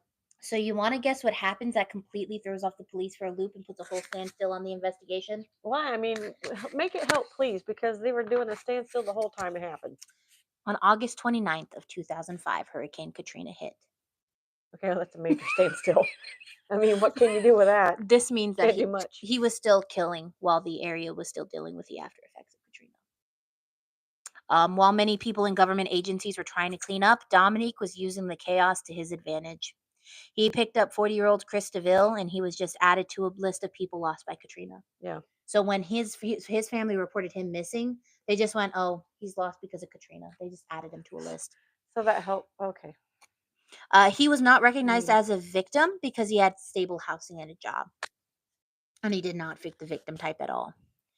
His remains were found in mid-October when a farmer found his skull in a field. The rest of his body was found in a drainage ditch because his body had been left out in Katrina. I'm ready. Stop. Thank you. The police started to get upset because they couldn't catch a break. Okay, when did his thing, when did his murder happen? They don't know when he was murdered. They just found his body in mid-October. They know it was after Katrina. They know because he had visited his mom to help empty her fridge before Katrina. Oh, okay. Because you said skull, and I'm like, Yeah, no, they found that sounds about right. So the last person he saw was his mom, and he had helped her clean out her fridge. And then in October, they found his skull in a field. Yeah. The state of the remains, they couldn't really identify how he was killed. He was last seen in his mother's house, helping her clean out her fridge because of Katrina. The police started to get upset because they couldn't catch a break. They were putting in the effort, but they weren't getting anywhere. Well, you can't get anywhere after a hurricane hits, and it floods, and number one, it damages a lot of things. It was not made any better because people in higher positions were demanding closure. They wanted these cases solved. They wanted them off the books. Just started it sooner. Um, Should have started giving them the help that they they needed. The police started to look into why they were being bound and how he was getting them to agree, because that's a weird thing to let someone do to you straight off the bat, especially if you're a stranger. Well, if they're claiming that they found drugs in their system, maybe he could have drugged them to make it to where, okay, they agreed to this, but then if they're out of it, We're gonna actually learn about a little bit because there's somebody who escaped. oh, His name is Ricky Wallace. Ricky Wallace was a recent parolee, and he recounted a weird story to his parole officer.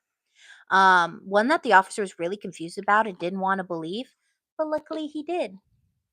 Tom Lambert, his parole officer, was actually a part of the task force that had been built to catch the killer. So it was like nice. all the right connections. Uh-huh. The universe said it's taken him a while. Sorry for the crunching. I'm eating ice. Banning had said, so Wallace said he was walking on the side of the highway when a white guy with a pickup truck pulled off the side of the road and waved him to the driver's side. When Banning got to the window, the man asked if he wanted a ride and even asked him if he wanted a beer. The weird part was when the guy in the truck pulled out a photo of a partially nude woman and asked how he would like to sleep with this attractive white girl. Okay. Banning said sure, but as soon as he got into the guy's trailer, he said everything felt wrong. Okay. He said there was old clothes and Christmas decorations everywhere, and when the guy said, "I'm going to have to tie you up before the woman arrives," Wallace was confused. Wallace managed to distract and have a conversation with him and then proceed to run out of the trailer onto the highway and hitchhike home. Good for him. He had no idea he had just escaped a serial killer. Way to go, Wallace. Banning gave a lot. Wallace gave a lot of insight because the family members and friends of some of the victims said that they weren't gay or bisexual. Mm-hmm. There was no way that they were. They not in a bad way, but that they were 100% straight. So this explains how he got those victims in the car. By the photo of the naked woman. Yeah, he was like, "Hey, you want to sleep with this woman?" And he would say that the woman was his wife. Okay. Yeah. Can't call him a weirdo. He's already and then there. to get them to, he'd be like, "Oh, she won't come out unless you're bound. She's into BDSM." Yeah. I know. Right? You get in the truck, huh? We find out later that this is how he did get some That's of why his I don't get in the victims. vehicles of strangers. And then Wallace was like, "Hey, Lambert, you want to see the trailer where this happened? So that to me is like, even though he's a parolee, he's got that's Connections, man. Lambert actually called Dennis Thornton and Bergeron. Nice. Remember that dude who was all like, "Don't break your neck"? He called him. Was like, "Hey, I got something." I gotta leave here, man. I'm gonna go follow it. Two detectives that were on the task force and were actually like spearheading it. When they arrived, Bergeron just popped open the mailbox. He was like, "Pop." Found letters for a woman at most of them, and then at the end, he found a letter to Ronald Dominique. A few days later, they brought Dominique in for questioning. The police said they had received a complaint from Wallace, and Dominique's response was, "I'm gay. Tying him up was nothing but a sex game." Ronald willingly gave them a cheek swab for DNA. Thornton thanked him and sent him on his way. Thornton realized they had checked and rechecked. Also, at this time, he realized they had checked and rechecked the sex offender registry. But they had only checked for those that had been convicted.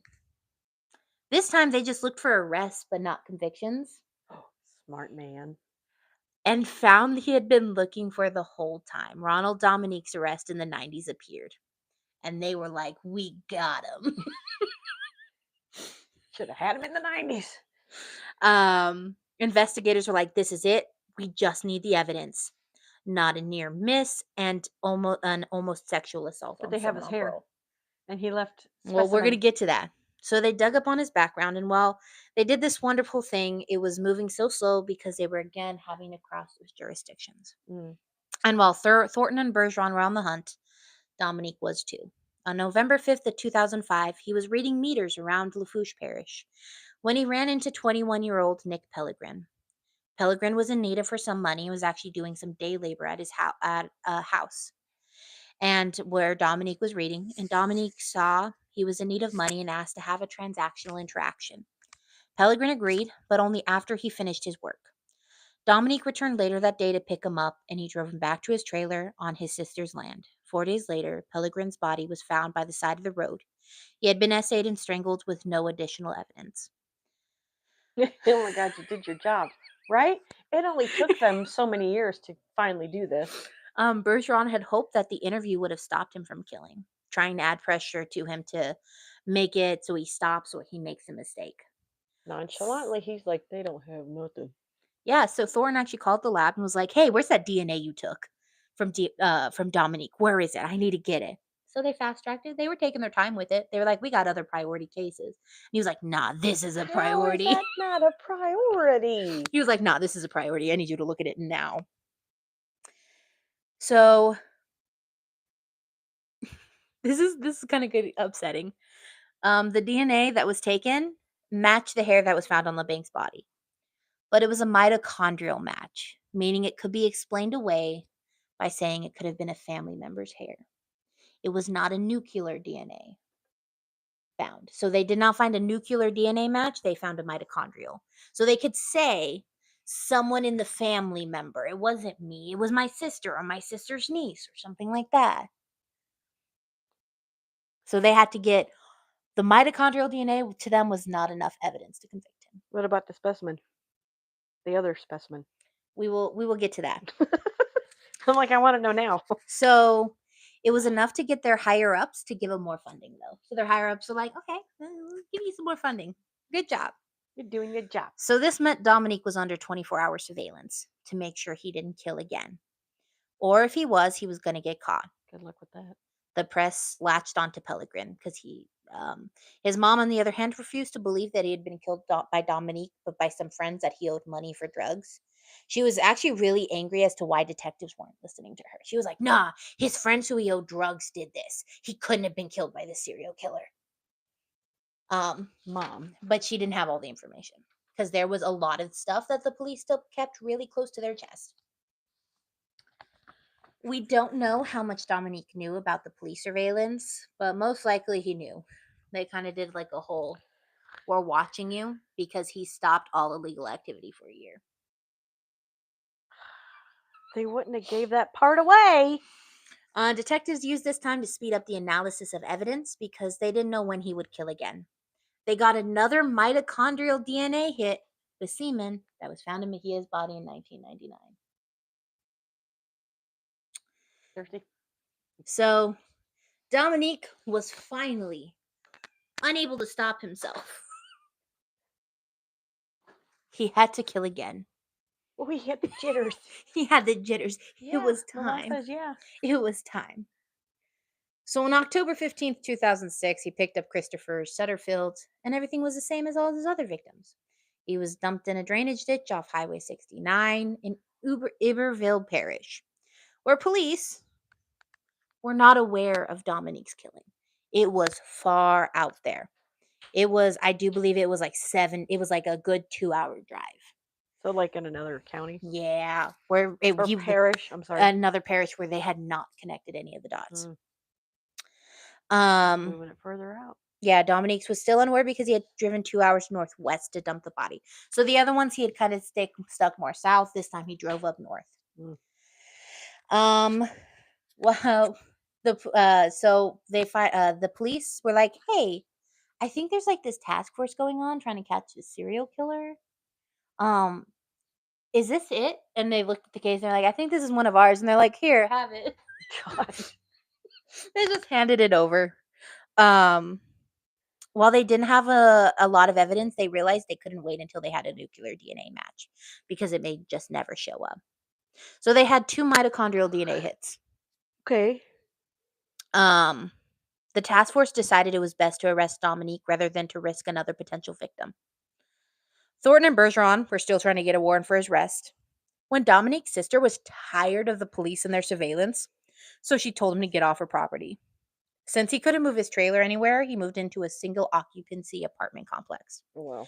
It was typically used by those needing short-term housing. When Thornton and Bergeron got to the sister's property, she actually told them where Dominique was. She was like, "He's here. Take him."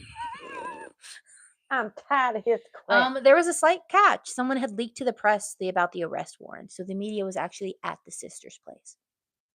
Thanks a lot, media. And the media followed Thornton and Bergeron all the way to the apartment complex where they arrested him. He went willingly and in front of reporters. In the interview room, Dominique was calm. They had arrested him on the murders of LeBanc and Manuel Reeds only, though, because they had the evidence, kind of. Right. And Thornton wanted to focus on those to see if he could get Dominique to slip up and tell him if there was others. Ronald said that he had met LeBancs at a gay bar and he wanted to fool around, and that LeBancs walked up to him, and that was actually really common. People just proposition Dominique for sex all the time. It's the other way around. He's ugly. I'm gonna be honest. If you look up a photo of Ronald Dominique, there ain't no way nobody's walking up to him being like, "Hey, what up?" There's no way. Can I buy you a drink? Yeah, that's never happening. So I saw somebody who commented that said his face looks like it had been terribly photoshopped on somebody's body. Talking about the victims being demoralized. What are we doing? That's. Oh my God. That's. Oh wow. If you can't tell, there's a lot of people on the internet who hate this man. Well, yeah. And that LeBancs walked up to him. It was really common. People just proposition Dominique for sex all the time. The detectives kept him talking. They didn't stop him or confront him or tell him, "I feel like that's BS." They were just like, "Sure, great. That's so interesting. I didn't know that." He said that they were fooling around, him and LeBancs, and that LeBancs pulled a knife on him, and that LeBancs was going to essay Dominique. And so Dominique killed him and then dumped the body. Oh my Lord. That is how the killer described the body. That is how Dominique described it. And then Thornton and Bergeron saw he was going the self-defense method, so they were real careful on how they asked him questions. He said that Manuel Reed had also approached him in a bar and had propositioned him. And the same thing that happened with LeBancs happened with Reed.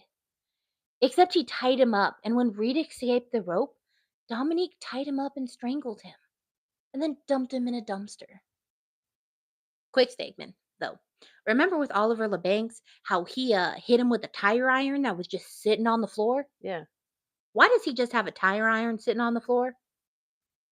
Also, 2 times somebody turns a knife on you and is like, "Ha, time." That's just the floorboard, the rope. Having rope in your car, in your back seat, You're already prepared for all it's this. premeditation. Yep. He had it all planned out. Oh, don't move, Gunk. So Ronald had admitted that the murder was self-defense. Thornton had built up a rapport with him by playing a good cop. And they decided to sit down with Dominique again, but they wanted to try a different method. Thornton said, "I know you're suffering, but I think there are others. Am I right in saying that?" And Dominique responded with after he paused, "Most probably. I just don't remember." Oh, you righted yourself out right there, dum dum. They tried to get him to add more to that, but he seemed preoccupied at the time, focusing on other things, mostly like what his sister would think of him. And he wanted the police to apologize to his sister for him. The detectives went, basically said, "I'm not going to push it." And while this was happening, police were conducting investigations of the trailers on the sister's property. Oh. The crime scene units knew it was common for serial killers to keep trophies, but they couldn't seem to find anything that belonged to the victims. That's why I asked, was he keeping the shoes? Yeah. Thornton then decided to ask Dominique a weird question about trophies, again, playing good cop. He goes, just maybe. Did any of those people who tried to attack you, did they leave articles of clothing or jewelry at your place? They were looking for more like physical evidence, and Dominique was adamant that he threw everything away after it. And then Thornton got a great idea, and he asked, "What about a bicycle? You ever throw a bicycle away?" I like this Thornton dude. Dominic responded, "Maybe once or twice." Because remember, two victims had bikes. Bicycles, yeah. And the one they found by The body, the other one they didn't find. What Thornton was doing was working Dominique. Dominique started talking more, not openly admitting it, but implicating himself in more deaths. hinting.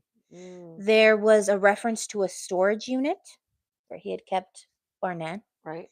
And then they pulled out a file. Thornton and Bergeron pulled out a file with all 23 victims and said, "You tell me if you know this person and where you put them.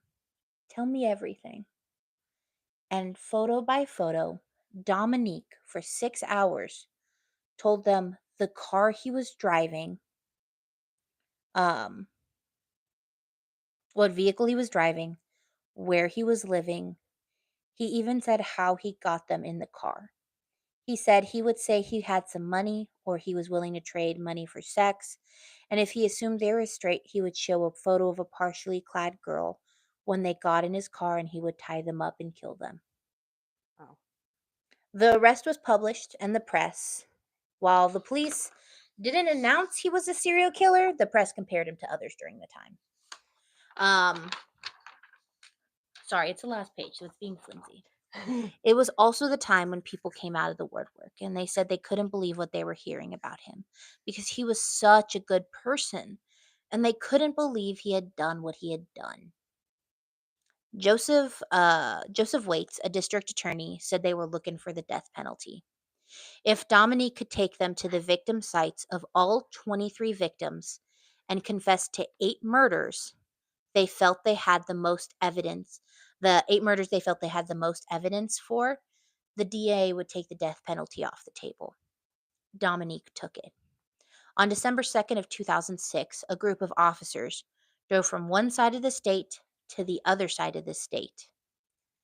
Um, while Dominique stopped them at all locations where the bodies had been found and told them who was there and where he had put the bodies. Wow.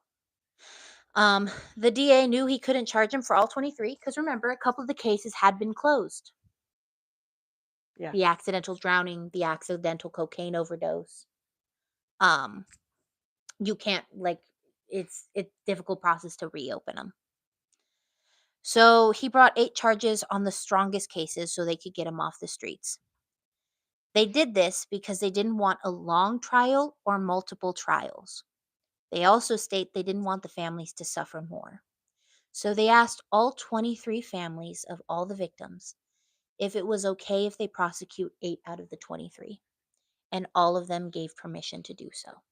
First of all, the family should have never suffered in the first place. Okay. This dude made them suffer, wondering what happened. I mean, it was apparent. by the cops and people that found them. But for the families to sit there and wonder day by day, oh, what happened to my son? What happened to, Who killed my who son? killed my son? Who did this? Who did that? They suffered for the longest time. And the victims weren't just victims, they were people. They were the Mhm. family members, of these people. It was an uncle, a nephew, a son, grandson, father. Mhm. Ollie had kids. Thank you. And so they've been suffering. Also, I love the fact that the ones that the LeBancs, the one they dragged the most was the one who helped bring him down. Like I said, way to go, LeBanks. I mean, it sucks to what happened to you. But the fact that also they asked the families, "Hey, is it okay if we only prosecute for 8? We will put in your family member's file he was murdered by this person and Mhm. close the case, but we're only going to prosecute him for 8 of these murders. Is that okay?" And all of 23 families said, "Yeah, that's fine." Yeah. They were like, "Wait, what's done is done." Yeah, there's not much you can really do. I mean, good for freaking stupid government taking so long just to finally give them a dang task force to go about trying to find the person that's doing all this. It took you that long to give a task force. Mhm. That long. That makes me question our government. Like you're willing to take that long to give something to someone when they're trying to close a case out and give closure to the family. Exactly. Crackers. So while the DA was building a case, they tried to find other victims, potential ones. Yeah. They did find a potential one, and it was a 1992. So 2 years before the case where he was brought to trial because of almost convicted for potential essay and attempted murder. Yeah. Hunt Hogan, a 47-year-old Episcopal priest who was found really close to the flower shop where Dominique worked. And remember, he had a history with priests. Yeah. So I wonder if maybe that was his first victim Was a and it priest. brought back a rage in him Because his parents didn't believe him at the time as a child. because he Something was was happening. mentally ill, Yeah. because he was gay. Because he was being attacked by essays by a priest. Parent, he tells the parents, no, no, no, and they don't believe him. Mm-hmm. But that's a good point because Yeah. if that's the very first victim closest to the flower shop he was working at, So he did that, and then in 1994, he was like, "Okay, I'm going to do it again." And then he almost gets because he arrested. liked the feeling of it the first time. Yeah, and then he was Um, like, he waited a little while, and he was like, "You know what? I'm gonna do it again. I have enough strength. I know what I need to fix. I know what I need to do." Because a lot of serial killers, once they do it the first time, They they keep like it doing it. after that. Yeah. They like it. The family struggled with his arrest. Some said, "They took my kid's life from me. I am never going to forgive this man." I don't blame them. Some were disturbed by the gay aspect and refused to believe he killed them because of that aspect. Mm, The spouses of Chris DeVille and Anoka Jones said they would never agree to bondage sex with anyone, so they were confused and upset. yeah. That could have been the priest. There is some talk about he told them how he caught them, right? Mhm. He could be manipulating the situation to drag the victims even after their death. He could be trying to humiliate them. Mhm. He could have gone up to them and be like, "Hey, you want a job?" Yeah. Especially because this was a low poverty area. He could be like, "Hey, you want a job? If you get in the car, I'll take you to a job site real quick and we could do something real quick and I'll give you a couple $100." Especially if it's a homeless person. A homeless person, A Anoka homeless person. Jones with his wife, Chris DeVille with his significant other. Yeah. The it doesn't make any sense. No, So, it does not. and it's possible, like I said, he could be trying to manipulate it and paint the victims in such a terrible light because he still has control over the victims in that way. And him doing that first murder, what did it give him? Yeah, Control. control. And he continues to maintain his control over his victims by painting them in this light. So on September 24th, 2008, because in 2007, fun fact, he pled not guilty to 9 murders. And he walked in with the cane and he hobbled on in. Let me take that cane and whack your knees. On September 24th in 2008, though, he pled guilty to the murders of Kenneth Randolph, Michael Barnett, Leon Lorette, August Watkins, Kurt Cunningham, Alonzo Hogan, Chris DeVille, Wayne Smith, and Nicholas Pellegrin. Those are the 8 that they said that they would They get him charged for. him. Dominique never took his eyes off the floor like a coward Yep, you can't look at the family in the while eyes this was like a happening. coward. The judge sentenced him to 8 life sentences without the possibility of parole because they took the death penalty off the table, so he gets to sit. So why? Okay, so why give him an easy way out? Make him suffer. Make Mhm. him sit in there and think about the how many deaths? How many people did he 23. kill? 23 people. You know what I would do just to be an a-hole? And if I was a warden, which women don't work in the men's prisons, but if I wanted to be that a-hole, I'd have a picture put in his room every day. 23 people that he killed. Because guess what? Bitch, you're going to look at those for the rest of your life. Because why? You in here for 8 life sentences and you deserve what you get. So here's 8, here's 23 memories. And do it off of the anniversaries. Yeah. First anniversary, who was the first one again? First one was Michael Davis, I think. Okay. And that one happened Michael 1994, right? 96 area? David Mitchell Jr. was in 1997, July 12th. Okay. So then, because he's in prison right now. Mhm. So start putting the pictures in there. Hey, jail that has this man in Louisiana, put the pictures in his room. You want the book? Put one in the book. Make it a bookmark. So Ronald Make him suffer for doing what I'm going on a rant right now. Stop. Make him sit here. Make the prison people wear T-shirts with these people's faces on them. Make him suffer. I'm not joking. I'm not, because if you have the balls to take someone's life and not give a crap, and you feel it gave you control, no, he also that's has a coward. wheelchair now. Oh, He has to use a wheelchair. take 2 of his wheels. Take both wheels off. You took 2 bicycles. You took 2 bicycles from people. Take the wheels off. Let his old ass roll around now while he's wearing a T-shirt of the 23 people that he killed. This one is irritating. I ain't got no more water to drink. So Ronald Dominique is currently in Angola State Penitentiary, aka Louisiana State Penitentiary. Can we go make a poster board and put it on his window? Which is classified as one of the most dangerous prisons in the United States. He won't live. He's still alive. Damn it. He's still living. He's still vibing in prison. But is he in protective? Like, they never said that, if he was in protective custody or if he was in Gen Pop. Judging by the fact that he's in a wheelchair, probably they can't really keep him in Gen Pop. I mean, he can't run. His victims didn't run, except for one that got away. Way to go, Wallace. Ricky Wallace, the best. If you are interested, there is a movie. It's on Amazon. I think it's called The Blue Bayou. She's throwing the stick at him. The mozzarella stick. No, he don't get special food. He get the stick. He don't get no mozzarella sticks. Little prick don't deserve anything. The Blue Bayou, it does meet some of the family. So I think you meet Nick Pellegrin's family. And they talk about how he was their family member, how he passed away. I'll see if I can find the link for that movie, and I'll post it in our description. So if you guys want to hit the description, you want to watch it, maybe give me some time to do that though, because it's a $4 movie to rent, so you do have to pay for it. But he's one of the most it is one of the most upset, probably. He don't need no med Jude either. He don't deserve it. It is one of the cases that you don't hear on a general daily basis. You wonder why. And you don't hear about it. You don't really. Willow!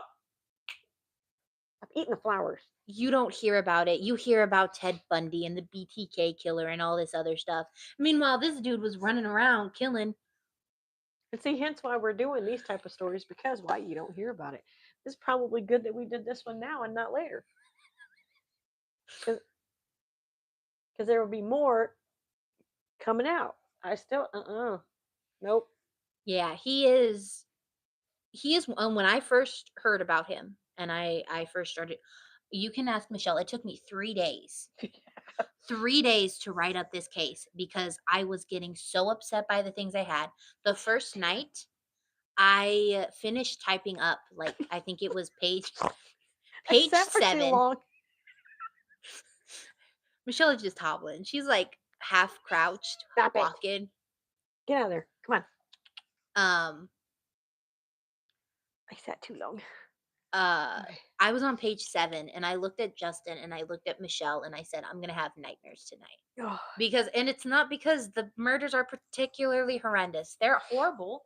they're very horrible. But it was just the lack of empathy, and not just from the killer, From the cops. from the police, from the person who said, "Oh, he's taking out the trash. You should go with him." Yep, you should sit right next to him. Will you be his wheelchair buddy with no back wheels? You push him around in a broken wheelchair. And I think just seeing the way different cases were treated, the fact there was a separate serial killer that had killed 3 women by the time he had killed 17, and the police were like, "Task force for the 3." Like they got special treatment. And Yeah, no she does need the wheelchair. but I get wheels. He doesn't get nothing. But they got special treatment because of who they were back then. These people did not get that special treatment because they No. were men, and they And were portrayed as drug users, not sex traffickers, prostitutes. I'm just gonna say it like that. And then I also think we also touched on it, the fact on. that as much as we want to as a society think we've changed, we haven't. we haven't. I mean, take the Emily Pike, like we were saying. If it had been a U of A college girl who had been found cut up in plastic bags by the side of the road, that case would be solved. Yeah, they would have got it. And that's what's ridiculous too. Another thing I want to put into our description too is I think they have like a website or a phone number for anybody like sexual abuse. Yes, we That will. I will put that into that thing too. So Yeah. you don't feel like you're alone if something has happened to you or you know somebody that could possibly be going through it and you know the Because and way they act. I don't want to say it's the parents' fault, but maybe just maybe if the parents had been like, "We believe you, son. We're gonna take you to therapy, and we're gonna get the priest prosecuted." Hmm. Maybe he wouldn't have ended up like this. Yeah, I mean, 'cause- Maybe he would have been like, "Oh, I see good in society. I see good in humanity. My parents believed me." yep, and that's a downfall for a lot of things. You know that we should be teaching our kids that you should be able to trust people, and they should be able to trust their parents most of all, to be able to come to them and say when something is happening or something is not right, and this or that. I think we did 2 hours. I think we did. I think we were almost at the 2-hour mark. I finished the case. That means we get to talk about Katie Hawalka next week. Because Yes. I'm not exactly sure when his parole is up, but again, they have a whole entire. Oh yeah, Good job, Abby. thank you. Angela, It was- is that the phone number for the sexual abuse that we can add to our yeah, I think it is. description? Okay. I Um, just with things like this, things like something like this. It's a very serious matter in the note. Mhm. Yes, we had our moments where we Yeah. were laughing because Simon just Fryman. it's I mean, you can't help that's a but freaking awesome name. I'm sorry, I'm gonna get a dog and name him Fryman. Just first honor name that detective. Simon. First name Simon. But it's a serious matter when things like that have happened to people. And I just want people to know that you're not alone if you've had something like that happen to you. Exactly, and it You're is. not by yourself, and don't ever think that you are. And when I would throw out there too, you are good enough. We like seeing your shining face and your Mhm. smiley face here, with everybody else. But we will definitely put that number into the description. And I also wanted to talk about this case because this case really just shows a lot of the time people get victim blamed. They Uh-huh. get, "Oh, this happened to you because of what you did." There's still people though. I mean, they called Ollie what? Uh, an untalented, uneducated Yeah, person, grocery worker or some a crap like kitchen that. employee with a mindless job. Hmm. Who are you? Hey, Betty Crocker. a newspaper writer who goes, "Oh, I'm so much better than him." It could have been you. If his MO was people who are not vulnerable, Mhm. if he had, and I hate to say this, I hate to phrase it like this, if he had the courage to kill somebody who wasn't weak, who wasn't vulnerable, Mhm. it could have been you. It could have been anybody. Thank you, Angie. And Angela. I think that's Sorry. one of the reasons why he started going after he was stopped going just after the young black men and started going after young white men is because They seemed to be a weaker link to him. they were a weaker link, but also potentially it could have been he started building more confidence because if nobody had paid attention to all 17 of these murders, Yeah. I could kill a couple more and maybe They'll turn a blind eye they'll turn a blind eye to them too. until they met Thornton. Until Thornton, you know what? Like I said, Thornton started off bad. Thornton, but then in the end, he had Yeah, his but- redemption arc. Take his donut and punch him in the face. Thornton with the "don't break your neck" was the mindset, Oh, glad your neck didn't get broke, Thornton. and the Trevor Project. Yes, Okay, the yeah, Trevor we'll Project. put both of those in there. Because the Trevor Project, yes, very much We'll put needed. both. We'll put both of those in there. But yeah, so next week we're going to talk about Katie Hawaka. It is not a serial killer case. It is a single murder case. And the killer goes up for parole every 2 years. So every 2 years the family has to go to the prison, sit in front of the murder and be like, he shouldn't be released to the public. Yep. Yep. No, you're right. 2 years. Every 2 years. I like your ice Yolanda cream shirt. Salivar doesn't get her next parole hearing until 2030. She I has like that too. 5 years. Yep. This family has to do it every 2 years. Hey, guess what, Dominique? She gets a wheelchair with wheels. No, she doesn't. She gets to sit on the cold hard cement. Probably does. She gets to get hit with And the she- base. Did you say baseball bat? I was say a baseball bat. I'm gonna say baseball bat. She deserves to get hit over the baseball bat with multiple times over the head. She killed Selena. Yeah. She killed someone who trusted her. Yep. Took her money and all that crap. I grew up on Selena. I didn't know Selena was dead until I think it was 10 or 11. I just listened to Selena's music. I was like, I love Selena. I want to go see Selena in concert. And my mom had not told me that Selena had gone. Oh. And so one of my friends was like, Selena's dead. And I went, what? I was heartbroken when I found out she had passed. And then I just felt the uncontrollable rage towards Yolanda. I think everybody else did too. She got some good music. And They I took like a her movie. good person, a good soul. Yes, they did. Selena was good. I actually like the movie, and Jennifer Lopez played her so well. Yeah, Yeah. and no sticks. He gets no sticks. No, he doesn't get any sticks. He does not get any And good guess food. what? Guess what? We're gonna take his shoes. Death by chocolates. Yeah, we're gonna take his shoes and then we're gonna throw them at him. No, he gets no shoes. He gets nothing. Maybe we're gonna make him be butt naked with socks. But then again, he might get some attention. Yeah, We'll leave him clothed. We'll take. we'll his leave shoes. we'll leave him shoeless.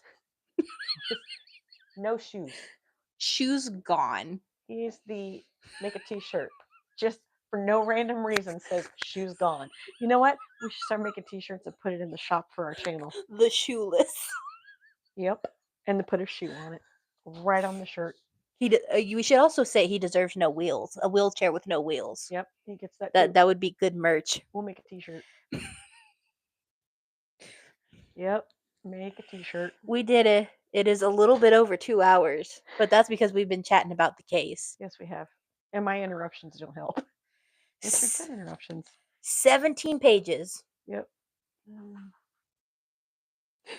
Death by what is that? Death by chanclas. Real gets no sticks and death by chocolate. We'll make 2 shirts. Yes. 17 pages of research. I don't think Katie Hualka is going to be that much. It is a brutal one. But I will say this is pretty interesting. This is why I wanted to do this. Do I regret this choice? No, I don't. Oh, Because you know why? Because this man ended up where he was supposed to be from the very beginning. when he started all of this.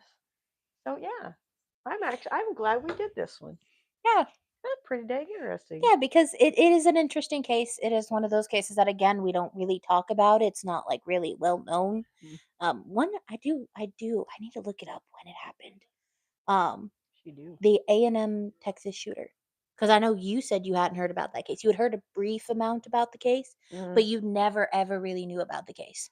I know I did the Sandy Hook shooting and Puffy Cheeks Killer on the no shoe shirt. Oh, That yes. I'm gonna make notes. But no, Do a face like Puffy Cheeks. the sniper in Texas who shot. I think it was Yeah, double. as the kids were running across the thing to get out of the line of fire, he was Yeah, shooting them across the thing. yeah, I heard a little bit about that one. When I was going to Pima, I did the Sandy Hook shooting. yeah. I did that one. I'm going to talk about the Texas because that's really interesting. That killer is. Mm. You can't help but kind of feel bad for him. Like in the beginning, I'm gonna be honest. When I first heard Ronald Dominique's background, I was like, "Oh, that's sad. His parents didn't believe him." And then I started learning more, and I started going, "I'm glad your parents didn't believe you. You deserve to suffer." Yeah, he does. He deserves to suffer. And I know that's bad, but he deserves every evil thing in this world. Mm-hmm. And he will make his maker. He deserves to have his pillow warm on both sides.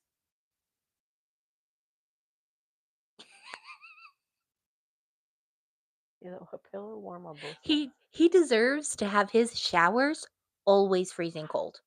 Mm-hmm. Even when like he puts his hand in and it like feels warm enough, he gets in and it's freezing cold. Yep. He deserves to have soap and shampoo always get in his eyes. Yep. Along with no shoes and puffy cheeks. Exactly. No shoes and puffy cheeks. I still want to make a t-shirt. No, I'm not kidding. If I show you a picture of, I'm gonna show you a picture of Ronald Dominique right now. His face does look like it's been photoshopped onto the wrong body. You got a butterface? Yeah, I think so.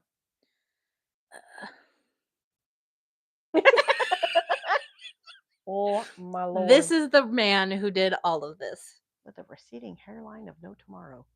And puffy cheeks. Yeah. A monster. Making t-shirts. Yeah. Yeah. Yeah. That shooter's messed up. All right. So next episode is going to be on Katie Hawalka. Mm-hmm. And then I think the episode after that, because we have the Oklahoma bombing memorial coming up. And I would like to do that one. Okay. What year did it happen again? I apologize. I think I told you. I don't recall. I was in high school. You have your phone. Oh, yeah. I can't look at my phone. It's being used. You know, sometimes I'm real stupid. I keep seeing his face every time. I was in school when this took place, and it has meaning for me because it was I lived in Oklahoma at the time that this took place. So 1995. I would like to talk about this because I was 15, and we heard about it. I think after when we got home, and where it was at in Oklahoma City, which we'll get more into it. Okay, we'll do a history on Timothy McVeigh and Terry Nichols, everything. I have photos of when John and I went to the Murrah building, but I have to find those. I don't know if I have any more, but it is a very the tree that was also impacted on it does not grow anything on it anymore. It still sits there. The next time we go that way, which again is next year when we go to move, we'll see if we can go down there on. Thank you, Angela. She also said was answering too. I'll see if I can do like a little live or something like that. I don't know if I can record inside the museum or not, but I could show you the outside of it. Yeah, so remember when I said I was going to show you photos? This was the group of photos that somebody had made. Oh wow. Those are all of his victims. Wow. The one I wanted to show you really well was the LeBancs because in the end he was the one who got him caught. Here's the victor. Yeah. Excuse me. This is Oliver LeBancs. Aw. I think his tooth missing. He looks like a He sweet just, soul. yeah, he just looks like chilling right here. There's my beer over here that I'm not touching. And then the first victim, I think it was. Keep forgetting. Terry? No, it was Mitchell. Mitchell. David Mitchell Jr. This is a photo of him and his dad, and this is his mom holding the photo. Oh wow. Poor lady. She's the one who was watching TV, and When the she found out, photo popped up, and that's when she had found out. When she was reporting, that's got to be hard. You report your son missing, and then just to find out as you're reporting him missing that he's actually gone. So our condolences go out to the families that did lose all 23 of these people. That's sad. And if if anybody from the families are no longer here, still condolences. That's a horrible thing to go through. I would never want to go through something like that as a parent. And we're also really sorry that it took so long. Yeah. That shouldn't have taken that long. No, it should have been a lot quicker than that. And then here, throw a few dollars their way to give them the stuff that they needed. So, all right, kids, we're gonna cut it now. Like she said, next episode is gonna be Katie Hawalka. Yep. And then she's gonna do the Oklahoma City bombing.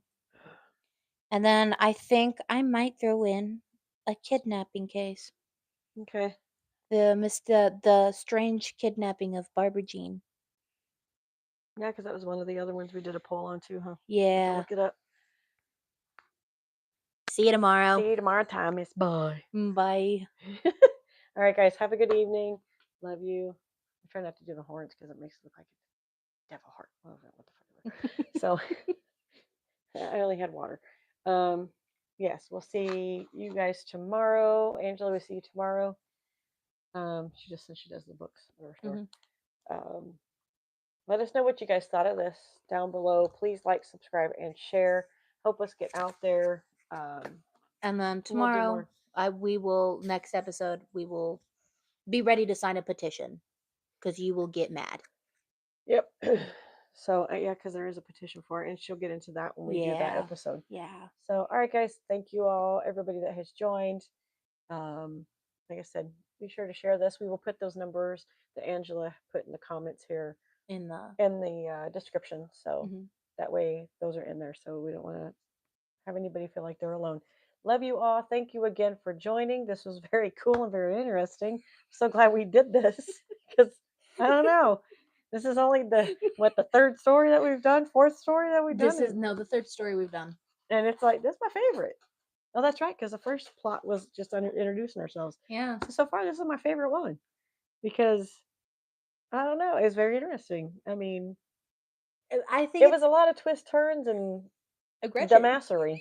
We're gonna say dumbassery is what it was, because if you want dumbassery, I have a case that it has dumbassery in it, and so yeah. So, and if we do any more things like this, I will do what we did. We'll put viewer discretion advised, not for kids, like we did today. Wear your earbuds. We'll definitely let you guys know that. I'm gonna try and make a thumbnail so that way I can put it in there, somewhere with, and it might take over our picture of our thumbnail. But hey, so thanks again, guys, for joining. We will see you next Monday. We'll see y'all Sunday, possibly this coming up Wednesday too, because I might just do a craft on Wednesday since I'm home by myself.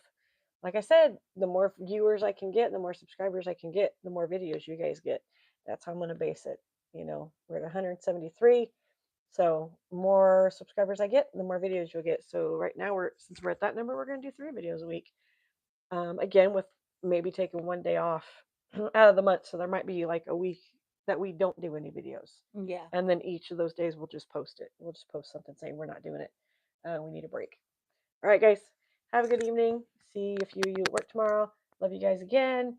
And we'll see you next Monday. Bye.